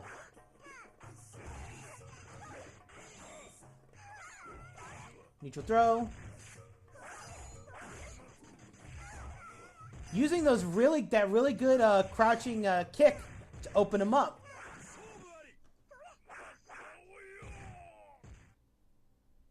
Wild. And here's that Rara, I think. Or a different Rara, maybe.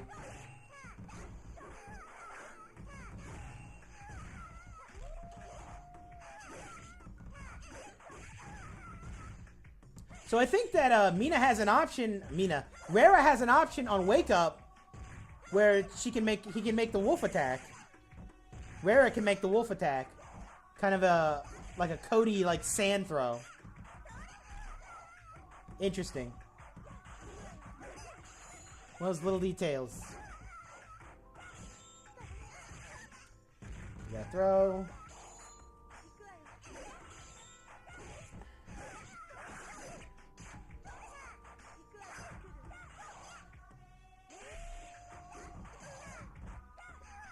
Trying to stay away more than oh, that's gonna hit. Brrrap. Weapon flipping technique that she can combo into.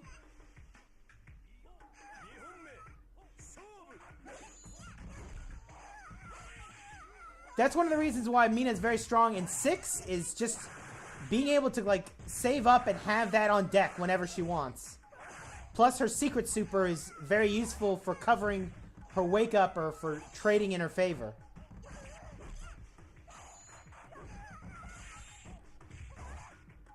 Run throw. Rara has to Rage Explode. Immediately E-Sends, probably not wise.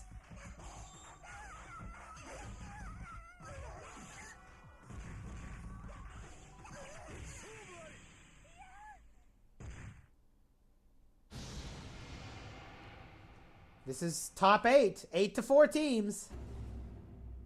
I think we might get some teen intros like SBO is known to do. No, I guess not. Okay, this might be you here. He plays purple. It is you. This is traditionally not a very good matchup for Yunfei.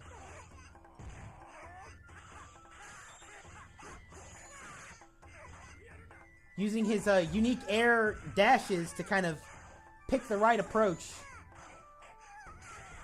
But you have to be very careful because you can be doing all that flying around, but it's like that scene from Indiana Jones. You'll still die to the gun.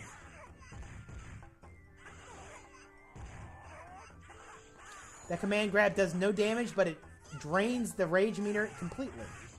And it powers up his next fireball. And you putting in work here.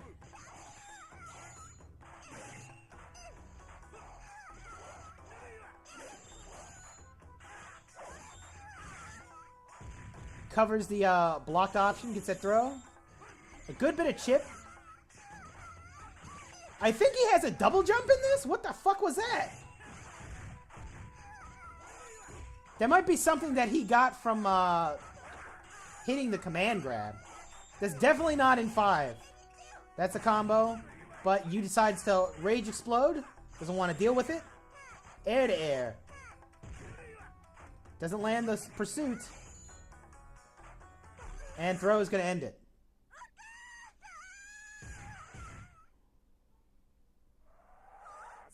Oh, we got Mizuki.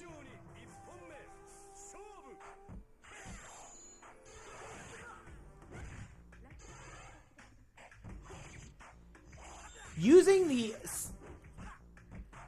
What we just saw there, now that Yu is in Samurai Showdown 4 groove, and that was such a wonderful adaptation. He used the dodge to avoid the unblockable seal. So, you know, seeing the character that he's playing and changing his groove to match, to get an optimal matchup.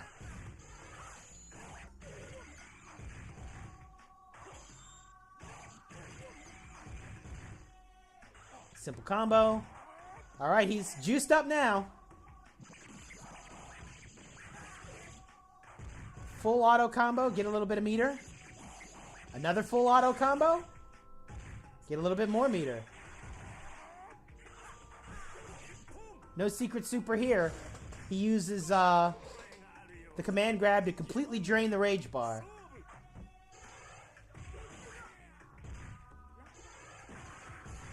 Gets hit with that one. Wow! Full screen charge. Uh-oh. What happened? I turned the sound off. Full screen, hits the with the unblockable hill seal, and then gets a combo. That's pretty impressive.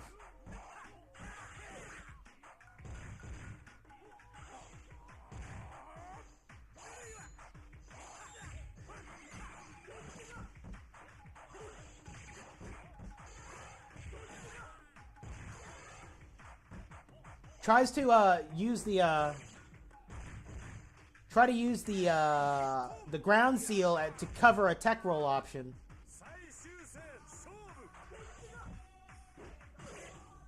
Back throw. What do we got? Tries to combo into, or he tries to recoil into heavy fireball. Gets a full auto combo here. There we go. That's the big damage. That's the damage you can get when you have a charged fireball.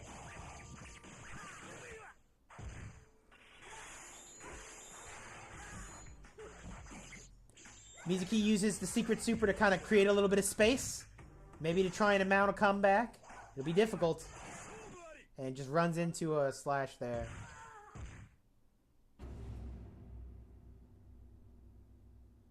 USA. Rasetsu versus this Galford. This Galford that's really good at movement. And really good at the mix. But I thought this Galford lost. It might have lost, but it's a team tournament, so his teammate might have picked up the win. This Rasetsu is not giving him any lead here. Okay, yeah, that super still sucks.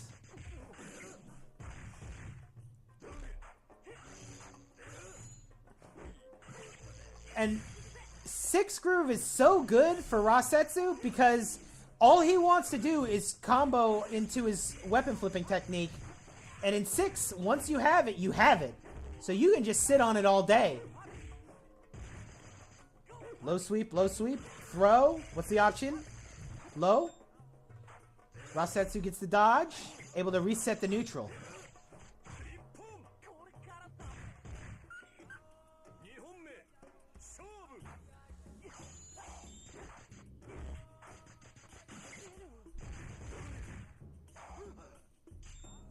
Nice dodge there.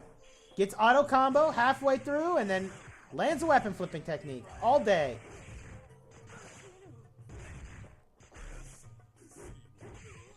Roll into the corner, which I don't think means you can get his... I think he's getting a little too fixated on his sword.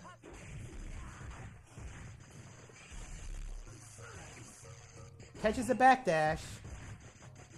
Running him far away from the sword. Yeah, he's pretty much got this. It's going to be hard for him to lose.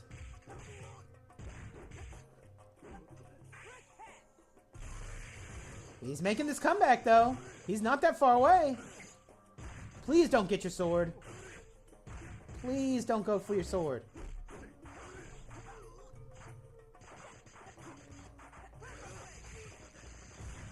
He's really playing a dangerous game here. He really probably should go into state of nothingness. He's probably waiting until something... Ooh! Oh my gosh. That was it. He missed his opportunity. Oh yeah, it was because the Suiju won.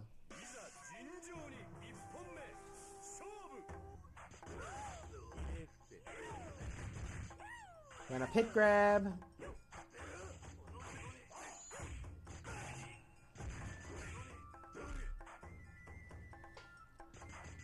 Yeah, Suiju needs to find times in the neutral to meditate so that the time slow is very effective.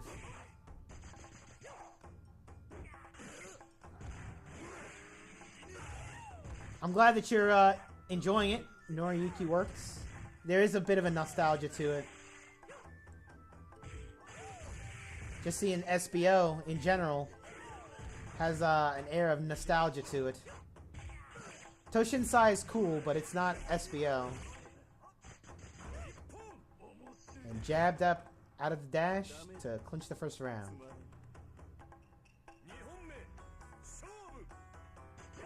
This song is also good. Run up AB, gets a light pursuit.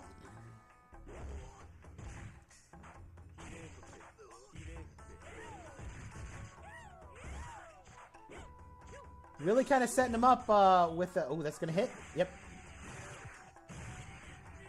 Using the bubble cancels to mix up what side he's going to land on. But Suicha gets a lot worse without his bracelets. He gets him back on, though.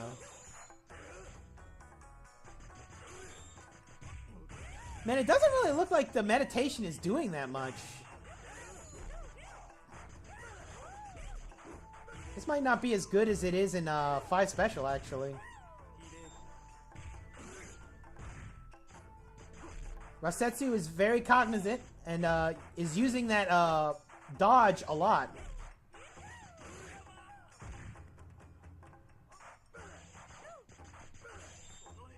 Ooh. Throws the whiff throw attempt. Throw again. What do we got?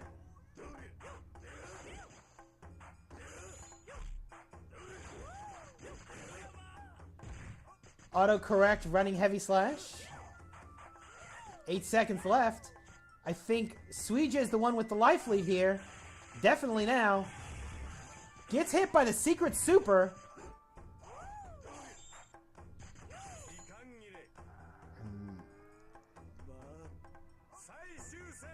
Quite good. Now Suiji's going to have to burn out this rage so he can start meditating again.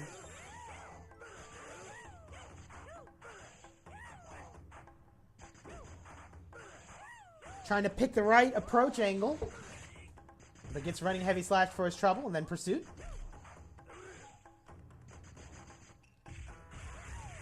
Meditating what little amount that he can.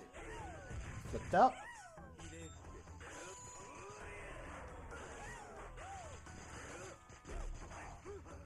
Not really much has happened. There's 36 seconds on the clock.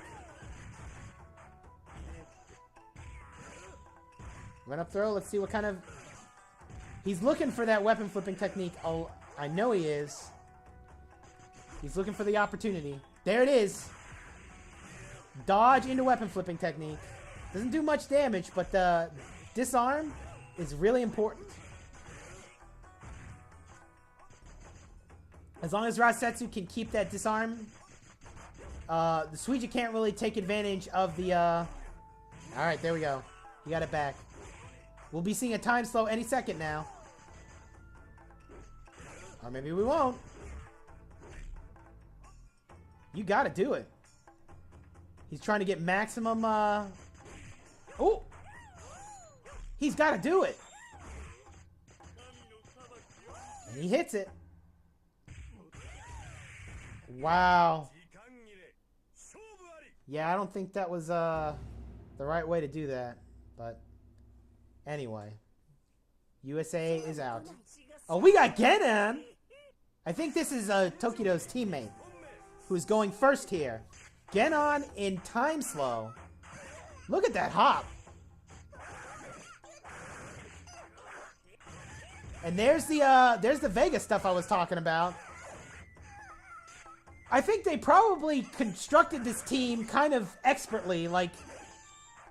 The Genon is supposed to go first to kill the Mina player, and then Tokido is supposed to sweep up.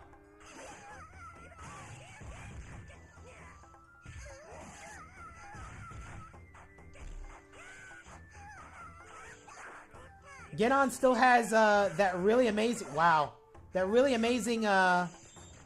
sliding knee.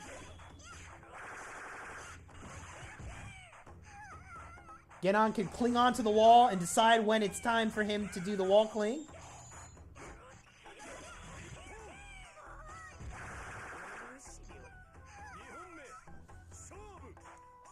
Please put this character in 7.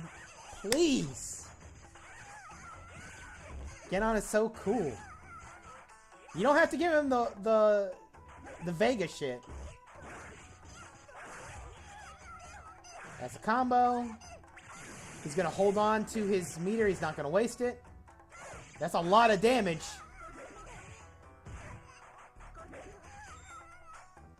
Evades the arrow and picks up the weapon. Now he's back to being able to do a wall grab. Doesn't matter. Gets thrown.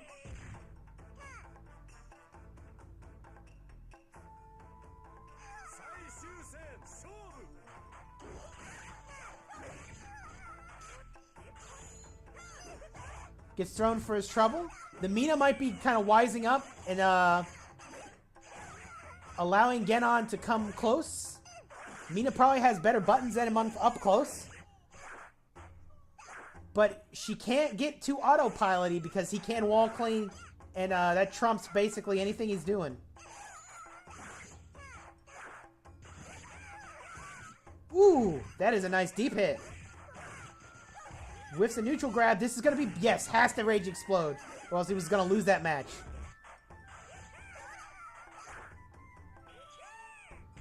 Oh my gosh! Anti-air! Runs up for it. Still not dead, though. Mina cannot grab her weapon. Wow. And that reaches full screen. And we're done here. Wow. What a great gameplay style for Genon. Alright, this is probably a different style of matchup. Genon probably wants to do a lot of that sliding knee, get a lot of that really good frame advantage.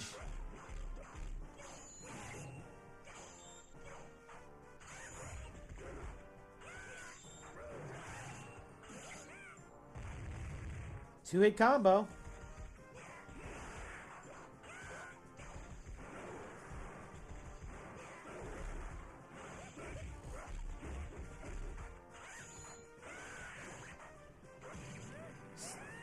Rage explode right off the bat. Doesn't need anything else. Doesn't...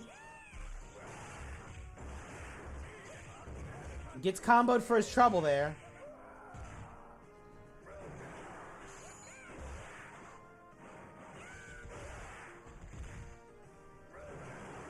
I think the Genon player might be just waiting for Takedo in the wings to finish this matchup off.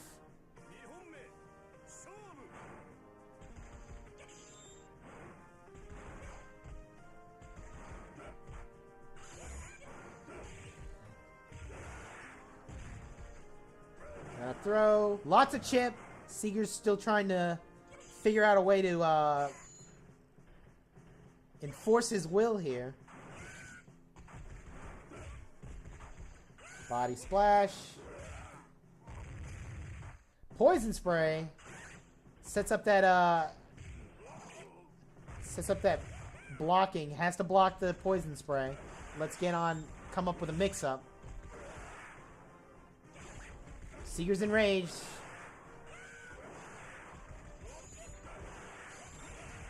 Trying to catch him. He's trying to swat this fly.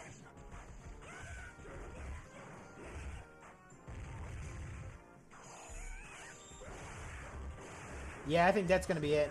Well, maybe not. Almost. But the chip will do it.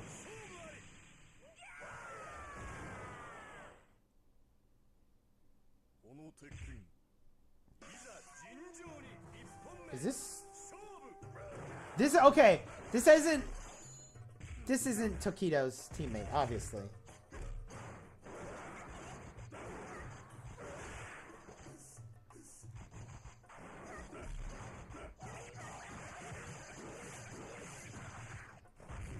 Get some damage in. Uses a double jump to try and complicate the left-right blocking.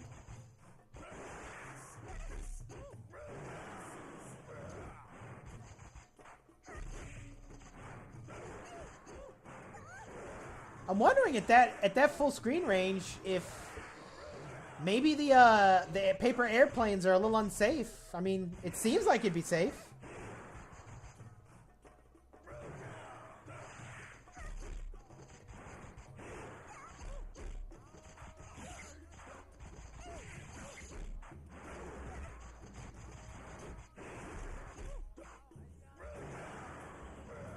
Some more chip in, but it's really this is not effective. Iroha is just doing what she wants to do. He needs to land one of those juicy auto combos into the command grab,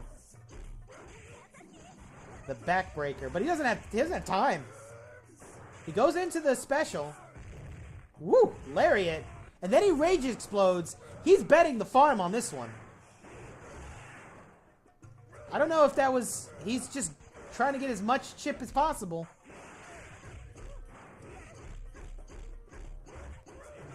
Wow, and all she did was just mash. I don't know if that was the wisest option. He trusted his momentum a little too much.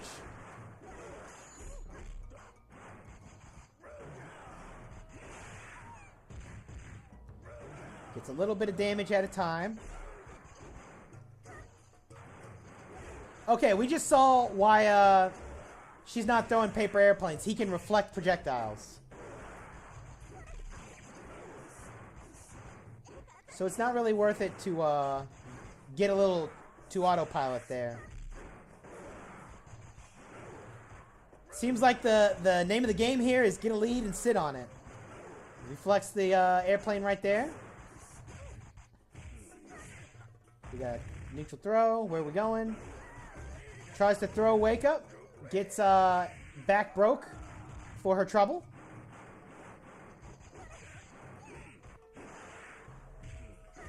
Not dealing with Iroha until he absolutely has to. Lots of backdashing. Does not want to fight until the time is right. But it's getting to be that time.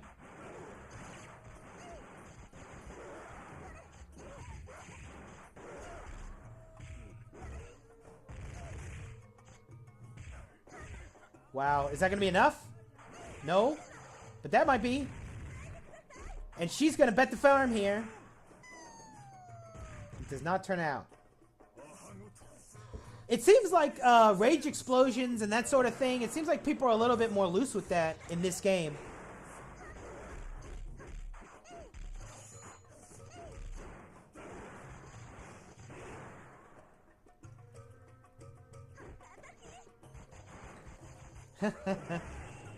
I guess I've got a couple phrases I go to a little over much. Neutral jump into throw. Neutral throw. More chip, more chip, more chip.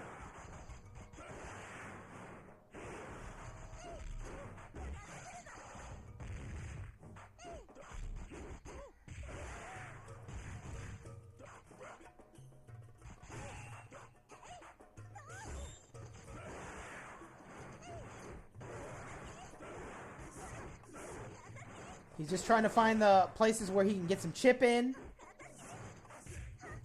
Gets hit by the tail end of that airplane.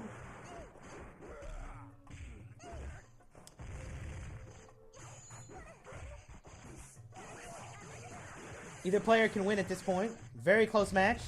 10 seconds left. Oh, that's going to be... And now, wow. Pretty bold of the Iroha player to go in. But it looks like it's going to pay off here. Throw's not going to be enough. Was going to be interesting because throws also have much higher liability. How the fuck is there a Wanfu player in top 4? It might be the same Wanfu player as before, but okay.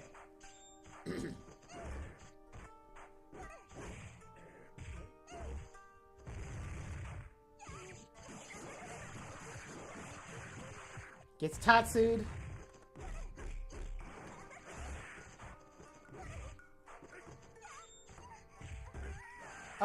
Japanese tournaments are typically character locked. Especially team tournaments. Man, that crouching C is the button. The button. I mean, I haven't even seen Wanfu do anything, but Iroha's life is half gone.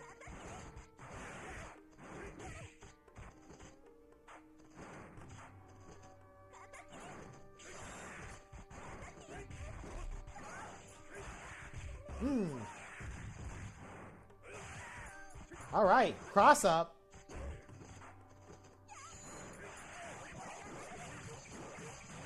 Can he? No, he can't combo into web flipping technique, but a jumping heavy slash is all it takes to end end this match.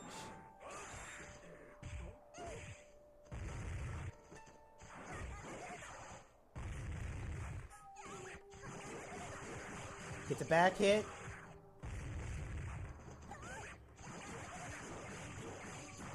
More Tatsu.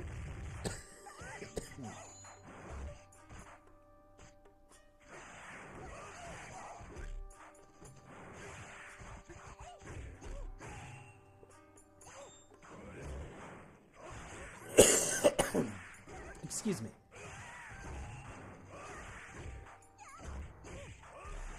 Ooh, that would have been nice if it hit.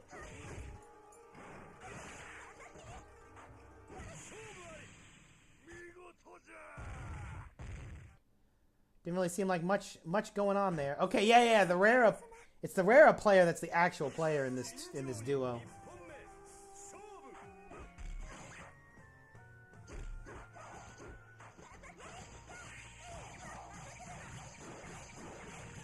Simple 2-in-1 there.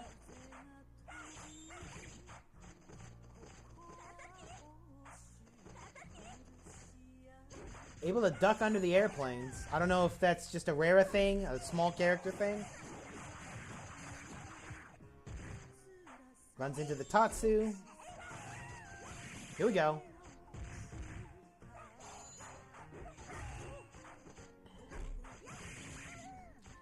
Getting hit by the mix-up here.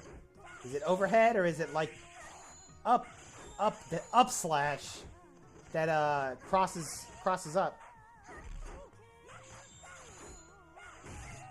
Triangle jumps as well.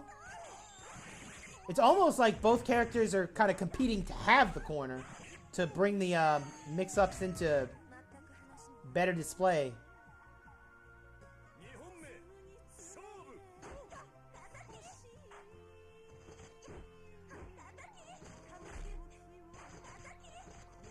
And we've got because we got the blanket to reflect the airplanes. That's also a matchup where she can't really use that too much.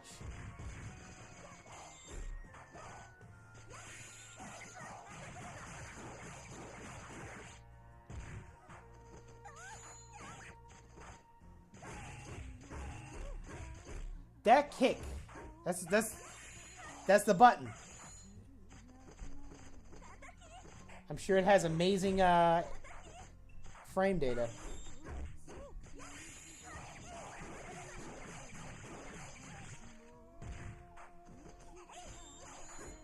Tries to use the double jump to set up interesting cross up. Nothing doing.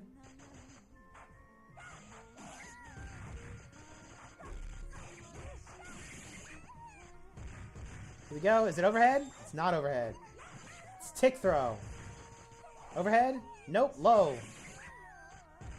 Low into that combo. And there was the overhead. So she's really just kind of running a mix-up game. Okay. This is Tokido. Against that Rara player.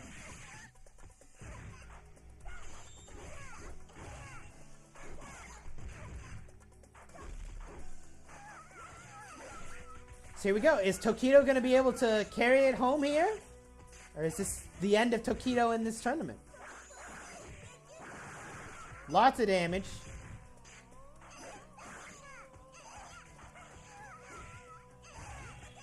That's done.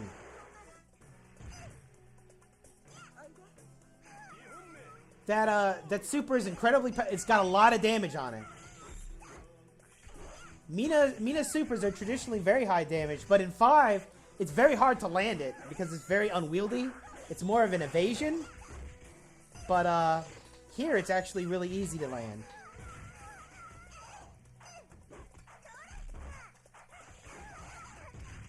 He's gonna dive kick. Overhead. Yep, I guessed right. And I would have gotten the throw. Some more throw.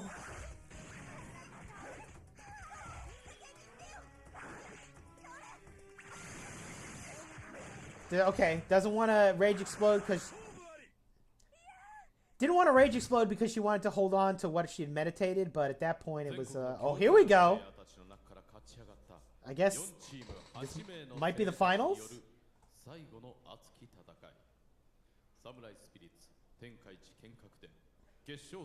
Thank you for coming on this journey with me. Okay, best four. I like Mina too. I straight out find that character very interesting. It's the character select screen song.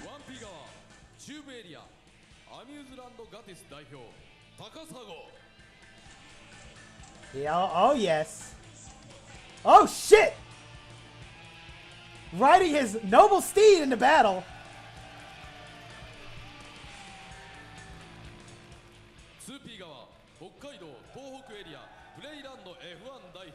I don't know which one you is.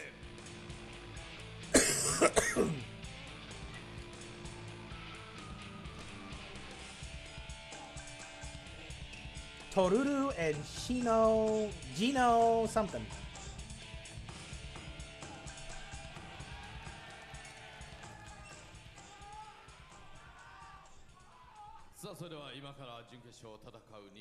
Look at these cool dudes. I wish I had the style of any of these dudes.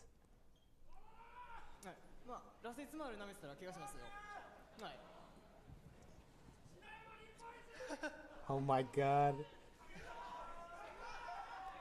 This is a special time in fighting games. SBOs, they'll never, like, the team tournaments in like versus city team tournaments.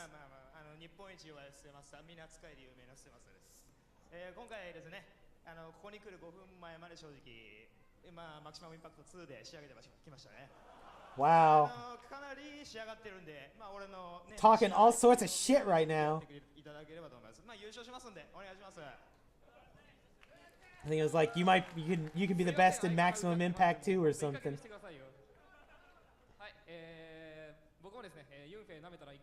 Okay, so this is you right here. He's still playing. You'll probably see him at Samurai Tyson.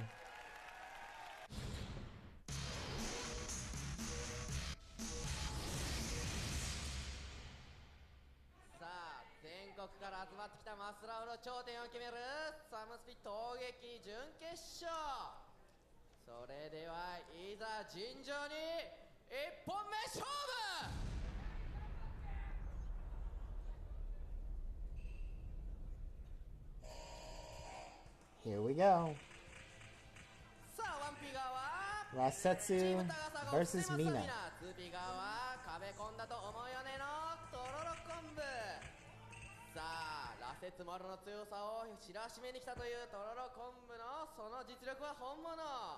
The tension is palpable.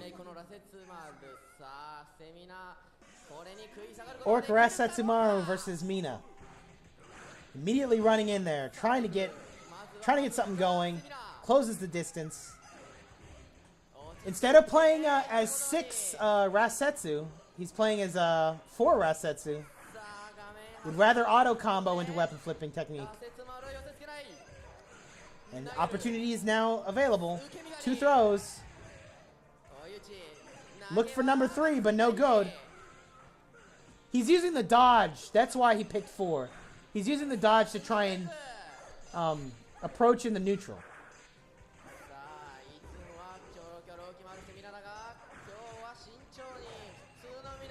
And a slash, no pursuit there. He's really trying to go for those throws. I don't know if it's wise. Yeah. Look at him, he's happy to be there. Come on, get serious.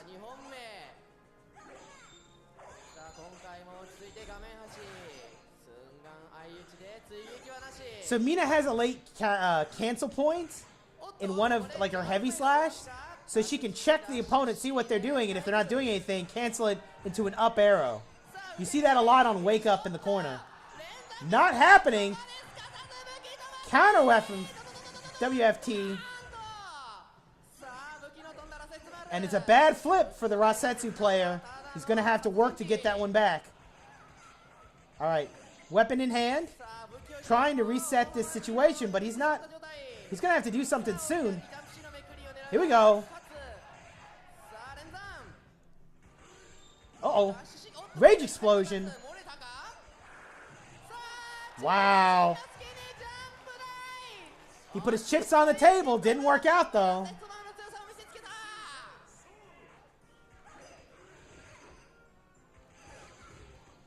Rasetsu still has his rage meter. Charge move, very effective, large damage with Mina that she can combo into from any of her mid-range arrows. Full screen running. Decides to go for the Isen early. It's going to be hard. There's going to be an uphill climb for Rasetsu. Gets auto combo a little bit as an anti-air. What do we got?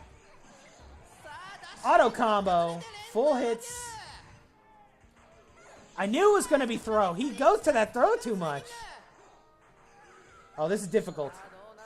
Now Mina has reset the spacing and has the up arrow she needs. This is pretty much done.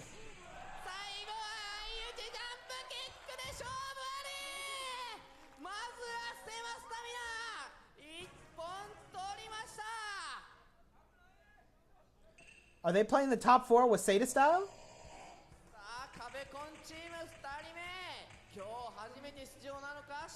No, okay. So we got Shizu here. Look at that cool dude. Oh my gosh. What a cool player. So we've got 6 groove Shizu. Last hope for this team here.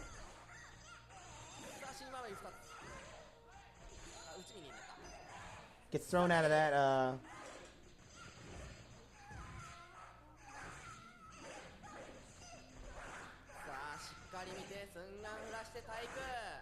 Setting up this effective offense, making it very, very hard to approach.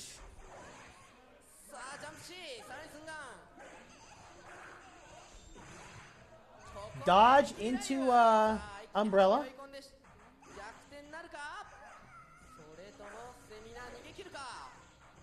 Oh, kind of realized that he was under, stopped running so that it didn't autocorrect like it needed to.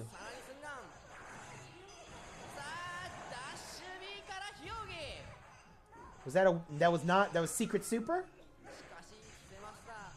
Ooh, catches the backdash. That's going to be it.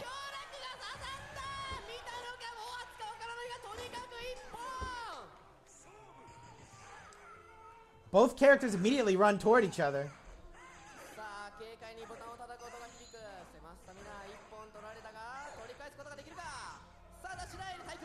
Keeping that Mina trapped in the corner. Mina kind of resetting her role here.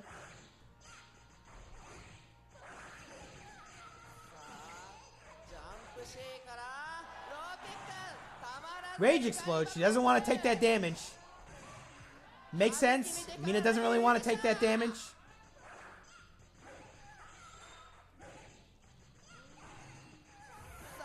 Gonna have to try and make this happen with, oh, this looks very grim. Alright, Yu is gonna step up to the plate here. Yu with an amazing haircut. I wish I had that hair. No lie. Look at that.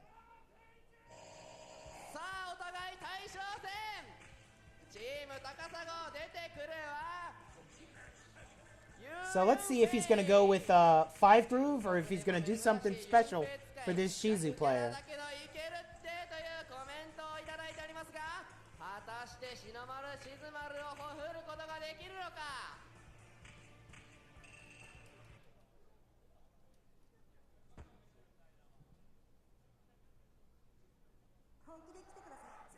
It's 5 groove for both of them.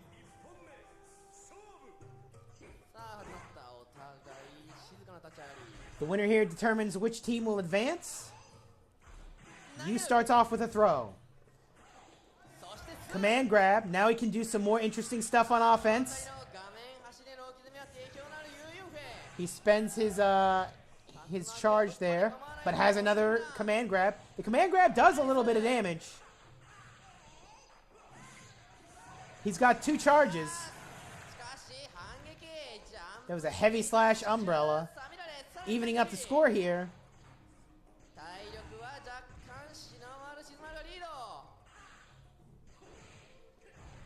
Gets a sweep. Back throw. What do we got? Is he going to try and... He waits for the jump and anti-airs. Can't be jumping. I thought he might try and do another fireball for the chip and... Oh, this could kill. No. Ooh. It could... Anybody's match. Anybody's match here. Oh! Oh my gosh. And the light pursuit. He stayed on the ground and he paid for it. Back throw. He was looking to kind of mix up with the command grab versus an anti-air right there. Simple 2-in-1. Anti-air slash. Trying to encourage the Shizu to meet him air to air. Nice combo there.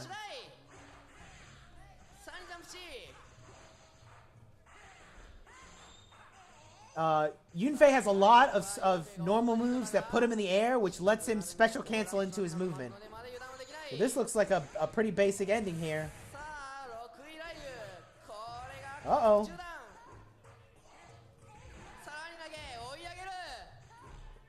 He's got to do so much.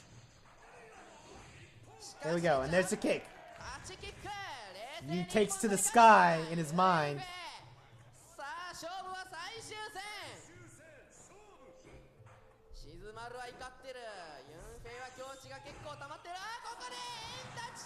He rage explodes. He does not want to take that damage too early and have to spend the rest of the opening of the match. Ooh, he blocks the tap. That's going to give him a lot of breathing room to be a little bit more interesting with his offense. Here we go. Command grab. He's got heavy fireball on deck. He spends it immediately. Ooh. Okay, we got... Trying to mix up. He decides to commit to the grab option. These floats into Umbrella are they're on point.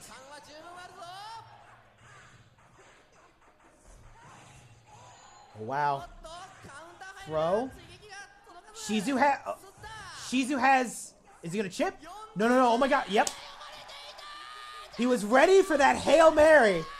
And Yu, elated, wins for his team, and they will advance to the top 2. He had to know that he was not going to fall for that. Anyway, here we go. The other side. We'll see a young Tokido here.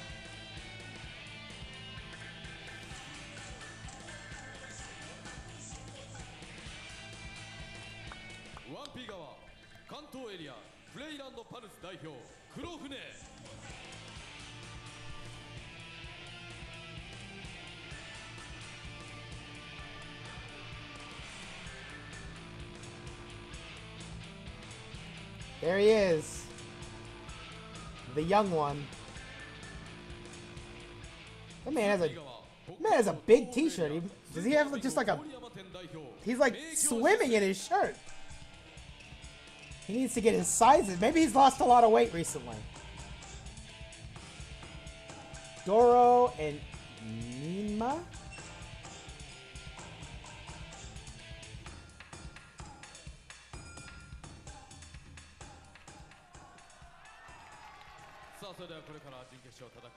Tokido posted up. What a smug motherfucker.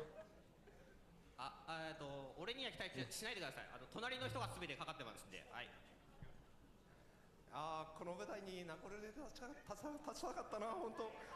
ありがとうございます。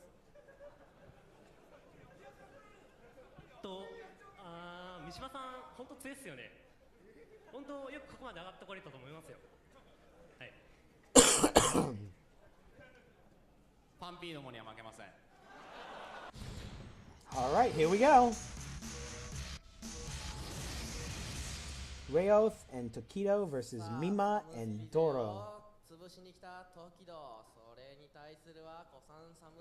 They're deciding who's going first. それでは両選手も準備はよろしいですか？いざ尋常に1本目勝負。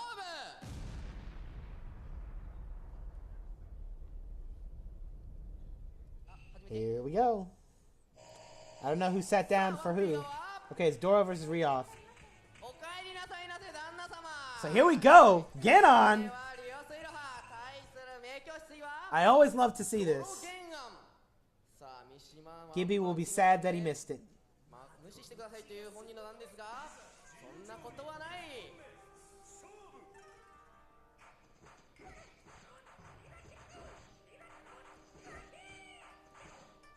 Playing it like straight up ST, like ST Vegas style.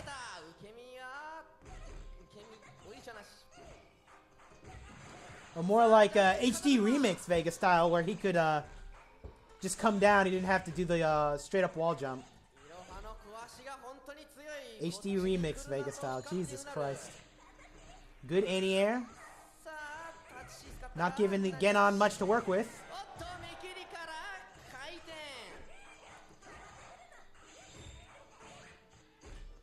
Both of these characters can take advantage of triangle jumps and wall jumps.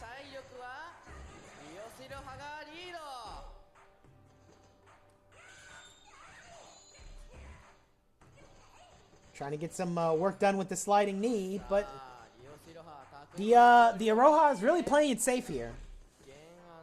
Stocked up on Stupor, not budging an inch. Dashes under and runs away. Content to run away for the rest of the 10 seconds.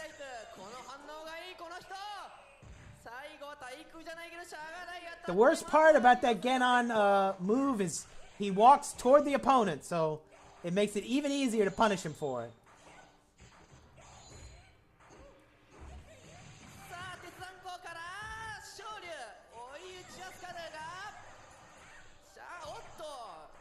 No auto combo here. They're both in 6 groove.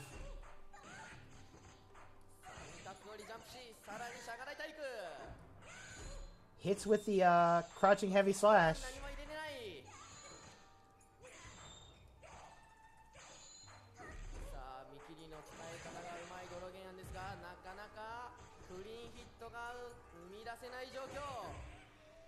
This looks like it's a very hard prospect for the Genon.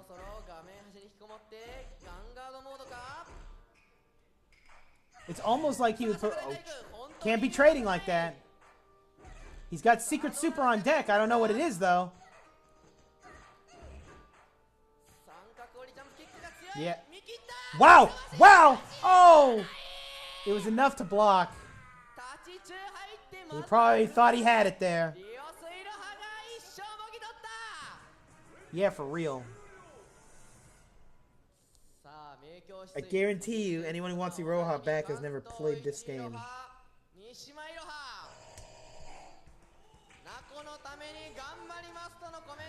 And now we get it in stereo. Let's see if we've got any groove counterpicking going on. We have 4 versus 6.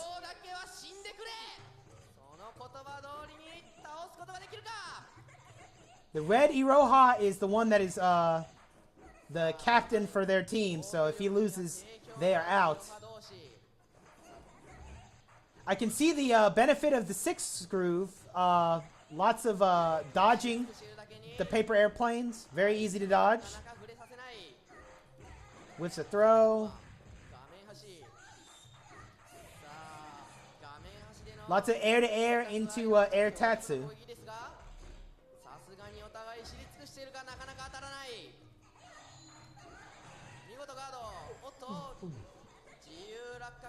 Nice dodge. Not really much going on here. They're both kind of at the same life total. Both of them just want to mash kick at each other. They're triangle jumping through each other. This is like that Always Sunny meme where it's like, oh my god, there's two of them. It's kind of how I feel right here.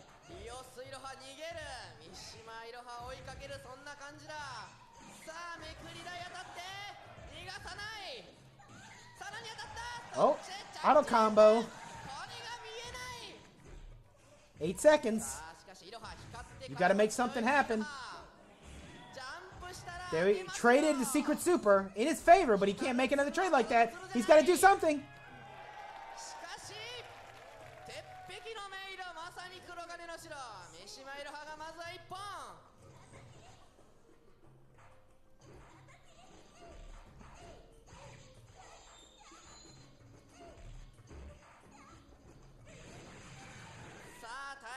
Oh, ball.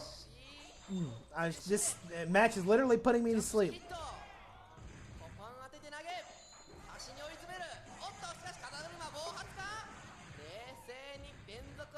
Tatsu.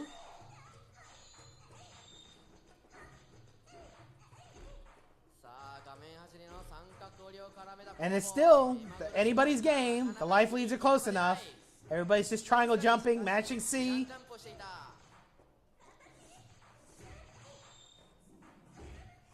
I imagine the one player Roha is going to go for the command grab any second now.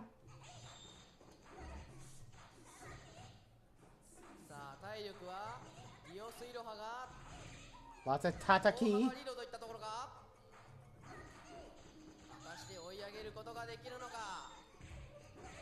Neutral grow. The light pursuit. And crouching C to kind of lock him on wake up. You try and do anything. Oh, auto combo. 8 seconds. Throw.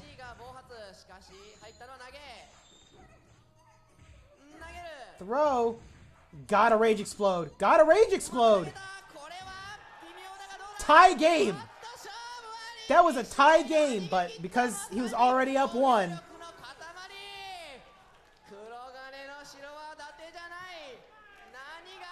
Oh my gosh.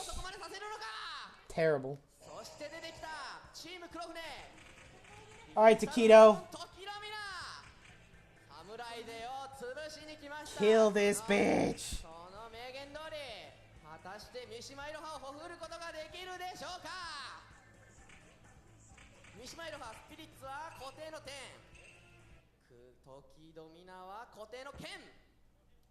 Let's see how this matchup ends up going.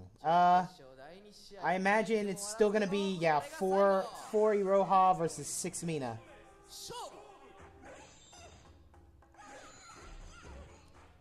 Takedo wants to have the super on deck, so whenever he can hit confirm into it, he can get that damage. Sets up. That move probably makes this matchup hard to deal with. I don't know if it's a command move or it's just crouching heavy slash. It lunges from mid-screen. So it'll go under the...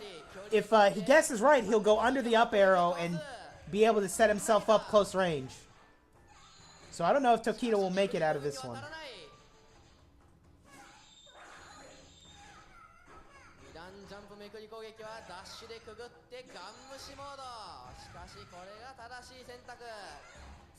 Neutral throw. Up arrow. Set up. Takedo knows that that option's available for this Iroha, so he might kind of just seal his plays so he won't have to worry about it anymore. And gets hit with the arrow roll.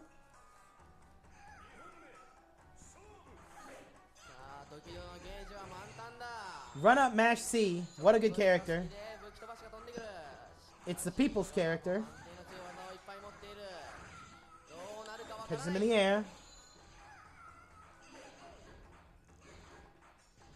The only good thing about if Mina's in 7, Shampoo is dead. So there will be no Shampoo. 時のみな先ほどから寸願 We won't have to deal with this shit no more. ジャンプに武器飛ばしを Who thought this was a good idea? 三島いろはそれを全て読んでかわしているさすがといったところ Up arrow. I think he's got 2 up arrows ready to go. ジャンプ C が引っかかったがその後が続かない There went the 2 up arrows. Sets up 1. し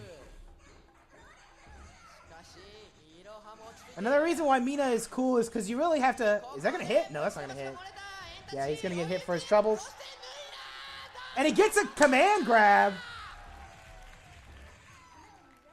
脱いでもすごいんですと言わんばかりにみんなの武器をひっぺがす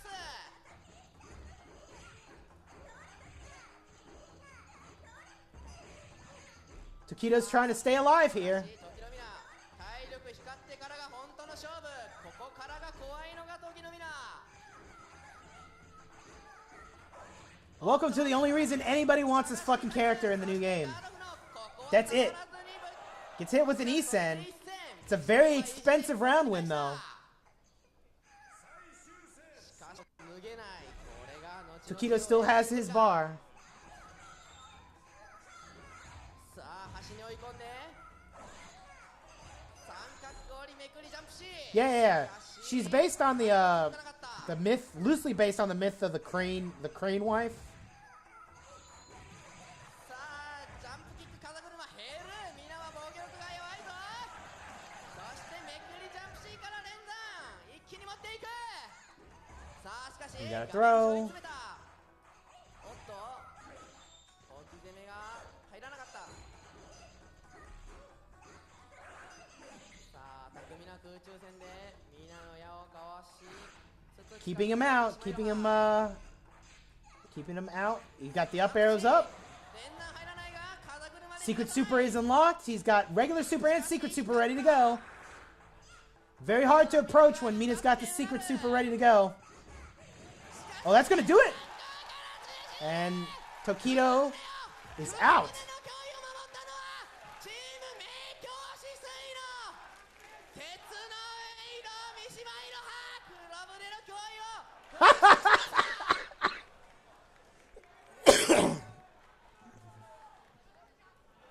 Oh, the Seiza bow. 潔い時のが謝ってる潔い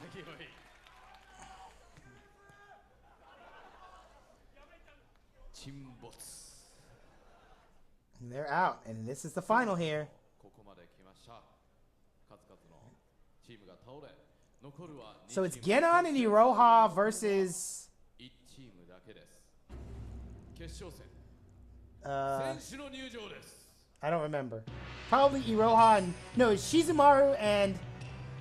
Iroha? Iroha and Shizumaru versus Iroha and Genon?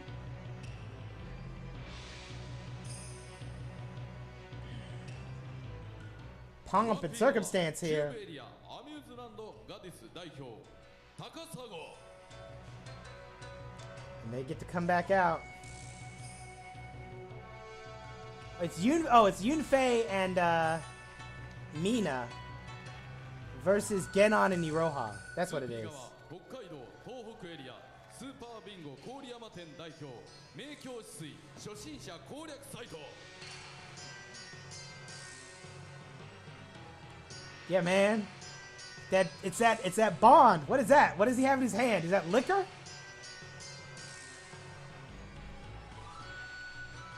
It's something. It's like a... Is it like his consolation prize to the... He's throwing autographs. ファンサービ Fan スですさあそれでは service です両チームに今の気持ちもう自由に話してください When you got a team, you know, that doubles chemistry is very important. ここまで来たら優勝できるように頑張りたいと思います応援よろしくお願いします関東一見学祭の恨みはここで話します Oh, what is this? Like an East versus West thing? Something about Kanto? 取るって言ってやろマジマジでね篠丸さんマジ俺勝手にとりあえず今回優勝した時は皆さんにおごりたいと思いますんでまあ無理なんですけどお願いします Here it is, the grand final. さあそれでは早速試合を開始いたしましょう。両選手とも準備はよろしいですか？それでは Yeah, I agree, Aru. It's a really big part of like the charm of these old SBOs. You get that shit talk. さあ 1P 側チーム高砂は先方どっち？伏せましたミナ。 All right, Doro is Genon is supposed to be the secret weapon, the Mina killer. Let's see if it works out in this matchup, and it's played to type. お互いサムスピ勢同士が決勝で争う形になりました。どちらが勝つのでしょうか？ The secret weapon, the Mina bomb. Immediately got shot out of the sky there. いろいろ動き回るので玄関のジャンプ攻撃が刺さりやすい。また刺さる。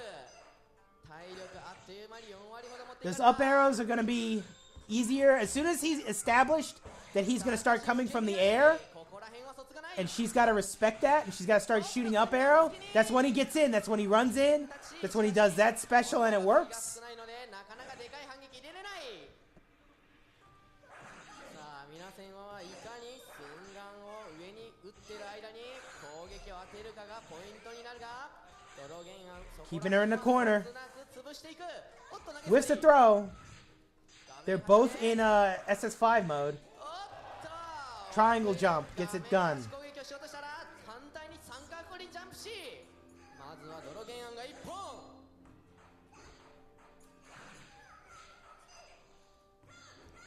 さあ画面端 Throws him in the corner. Tries to keep him there. おっと今回は Does kind of the option select up arrow there. お互い痛み分けのような形で画面中央へ。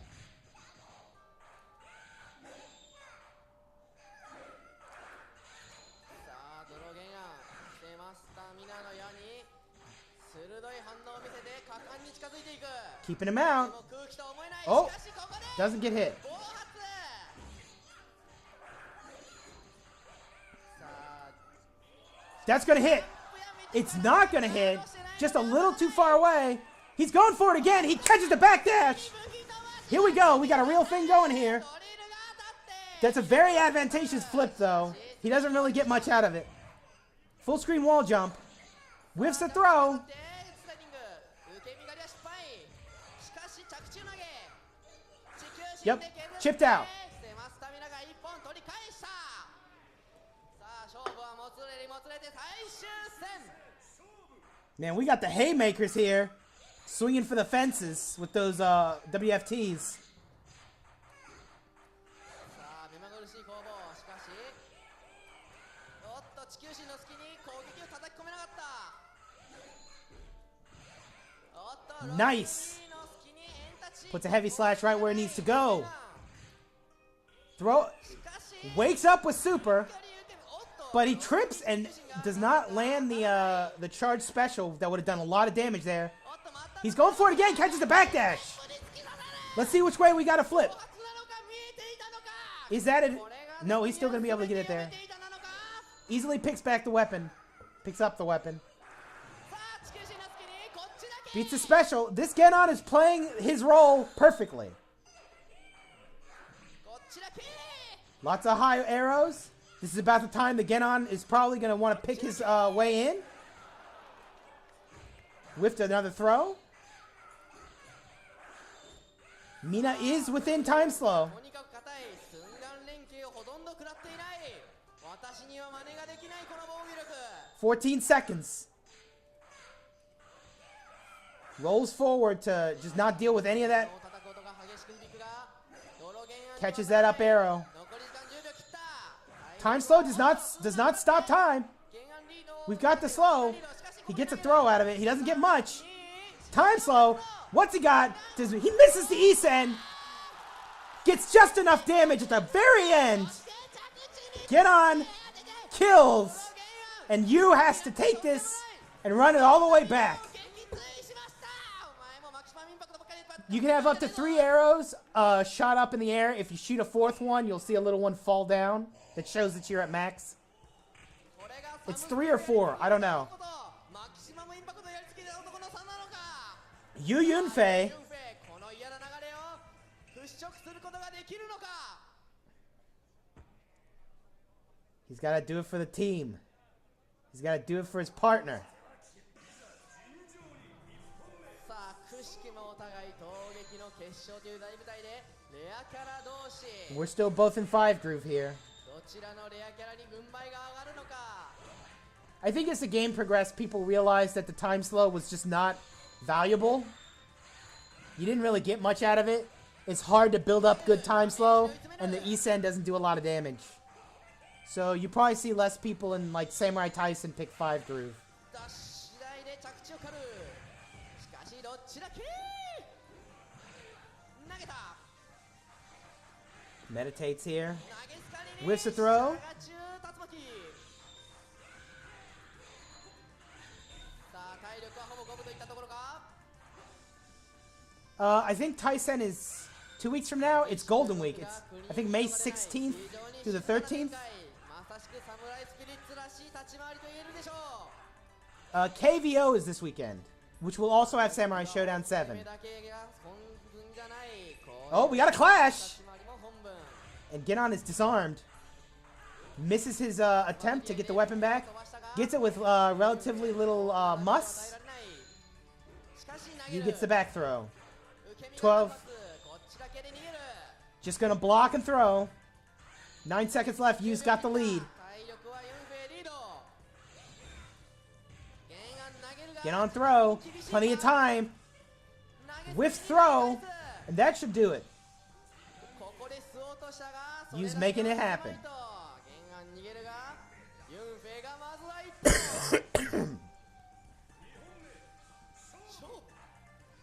Both players roll forward. Genon gets the throw there. Lots of meditation, meditating away their for interesting time slow. Yu tries to use his air dashes to pick the right angle to attack. Whiffed throw. And that was whiffed because he just did the 4D just a back hop. Tyson's this weekend? Are you serious? Holy shit! I thought oh my god! So KVO and Tyson are at the same time? That's whack. Well, I know what I'll be watching.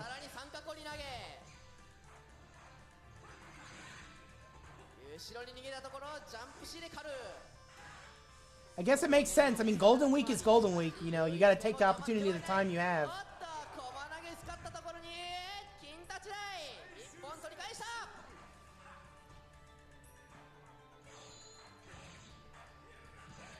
Ooh. Combo, good combo, about 20% damage. Yu is sitting on almost half life in time slow here. Whittling the Genon away.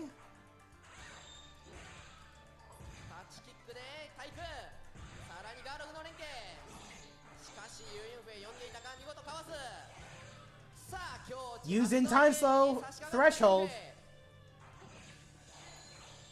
Currently has the life lead. Tries to roll through something. Whiffs a throw, but doesn't get punished. Lots of blocking and punishing here. You gotta throw. They're both in time slow. Poison Oki. Back throw. We're just throwing into... Okay.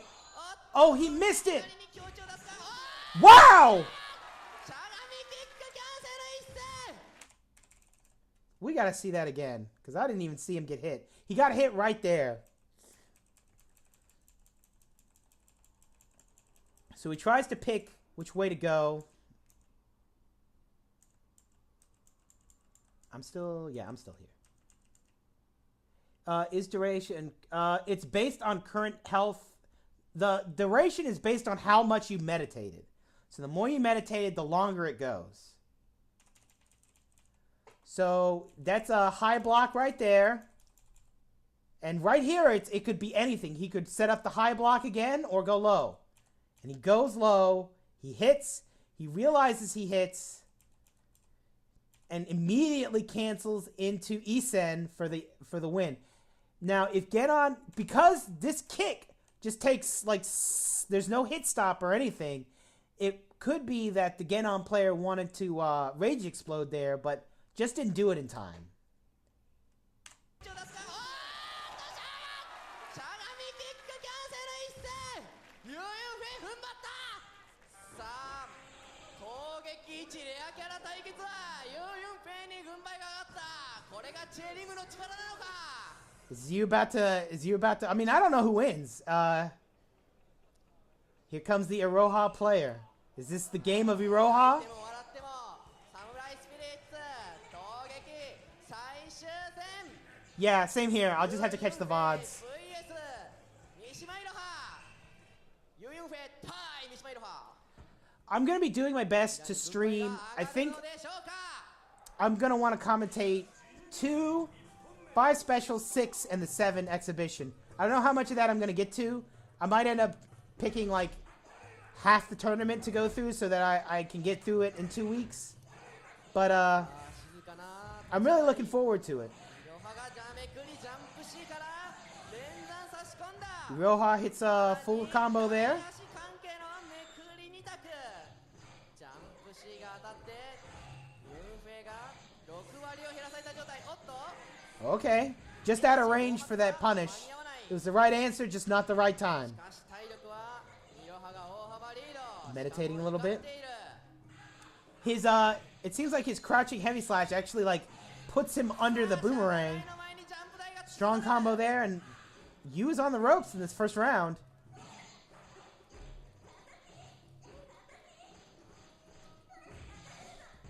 さあ 6D Catching up there. これが見事ヒット We got a back throw. What's he do? 逆転なるか Whatever he does, it doesn't matter because you can just mash crouching C, and it works. The ultimate reset tool gets shipped out there. ユンフェイ関東一の雪力晴らせるか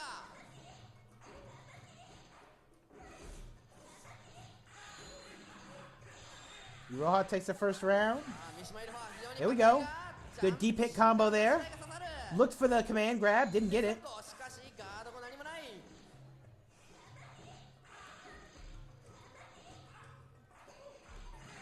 Throw. What's he gonna go for? He's gonna go for it again. He does セミを not. ブロッキングショットするが読まれていた I don't know if that was a punish on hit. It seemed like it. 体力はほぼ五分 Yu is in time slow range. I imagine he does not want to use it yet. 高等テクニックか Anyone's game at this point. さあ三島イロハ風切りとバックステー駆使して画面端 Walking forward. Nice run up throw. What's he got? He whiffs. He whiff cancels into his command move. He's got the fireball. What's he go up for? He whiff cancels the. It's those whiff cancel. He's whiff canceling early the heavy slash into the command dash up so he can get the overhead coming down. And if Iroha wakes up throw, it whiffs. さあ一発目 Yu is on the cusp here. 投げつかりにダッシュ Nice. 2 hits.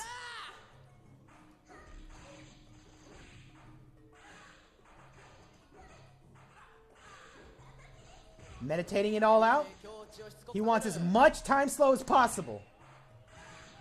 さあ飛んできたところ It's an air to air. Whittles.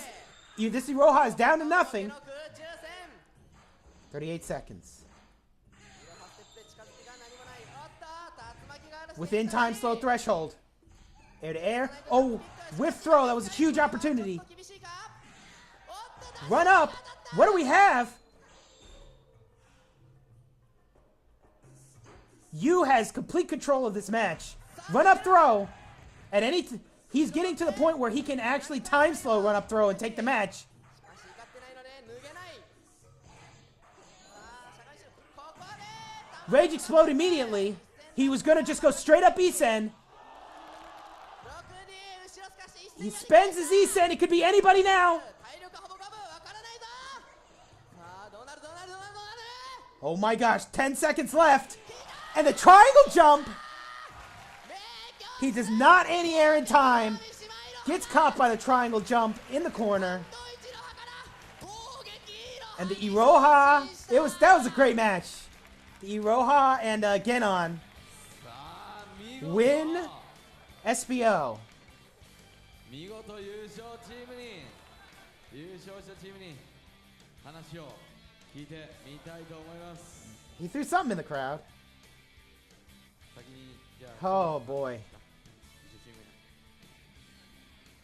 ム And this is what kills the game. Give me that. 結局隣の人は予選から0敗でした。この人崇めてください。 I feel like their team dynamic is very strong because Mina is a strong player, strong character, and Genon seems to have a natural advantage. 勝利は正直すまんかった。ごめんなさい。 So they really kind of played the meta here. ありがとうありがとう。さあ皆さん優勝チームにもう一度大きな拍手をお願いします。 Well, at least it ended well. Showing off the winners here. Minma and Doro. And I've almost streamed for 3 hours now. This is longer than I usually stream, and my voice is shot. So I'm going to call it here. I've still got some stuff to do before I go to bed. Thank you so much for sticking with me, exploring this tournament. I really wanted to kind of showcase, because I think a lot of people, they hear other people talk about 6 and they kind of form their own opinion without having seen the game. And yes, 6 has a lot of issues, but there was still a lot of very good design behind it. And I still think it's a worthy game to be played at Samurai Taisen. I think it's a worthy game to be played outside of that. I'm happy that like Mikado at Ikebukuro is starting to play it, and that like there are communities all over Japan that are focused around 6 specifically. I feel like that game still has a little bit left to explore. And some of those characters, like the mechanics that they add and the little intricacies that they add, just seem very interesting. There's another issue, though, and it's right here. There is a PS4 port of Samurai Shodown 6, but it has 5.6 frames of lag, like, by itself. So it's not a great port. Apparently, you can play it online using a program called Dolphin. So you might want to look at that. And you can also just emulate the PS2 version to get a better port if you're going to play it locally. But there are a lot of characters that have, like, it seems like it's their best kits here in 6. So if you're curious, go try it. I mean, I don't think the game is that much more expensive than 5 Special. It is a little bit more expensive for some reason.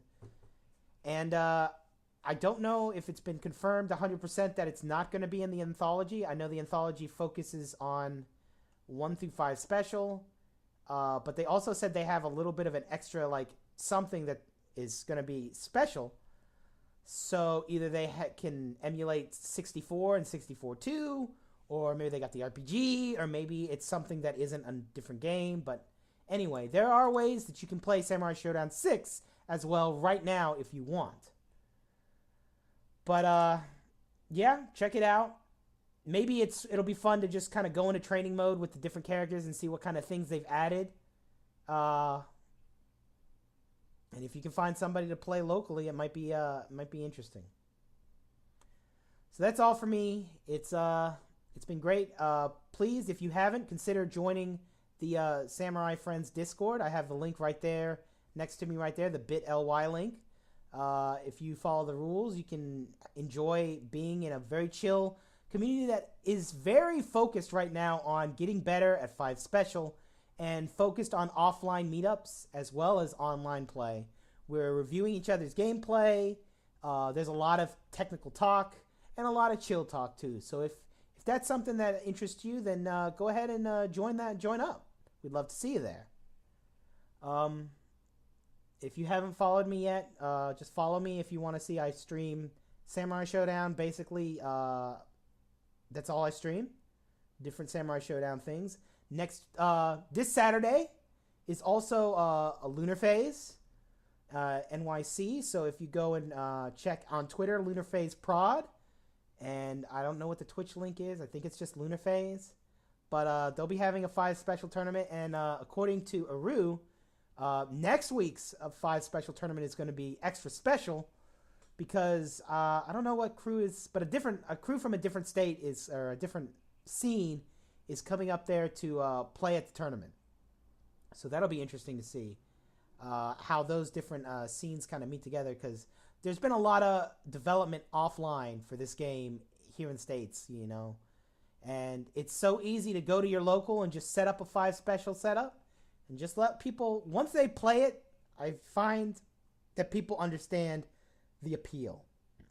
And it's not easy to get good at, but it feels easy to get good at. It feels, just by playing, that you can improve easily until you run into somebody who's, you know, can show you how much you have to go. But once you review your footage, it feels like you can really, like, figure out, like, where you're being predictable and figure out where you're missing damage and clean up your gameplay and really hit that next level. So that's going to do it for me. I hope everyone has a great evening and a good weekend, and let's enjoy Samurai Taisen together. And I hope that you'll join me next Wednesday at 7 Central, where we will probably be going over Samurai Taisen footage. So good night, everyone.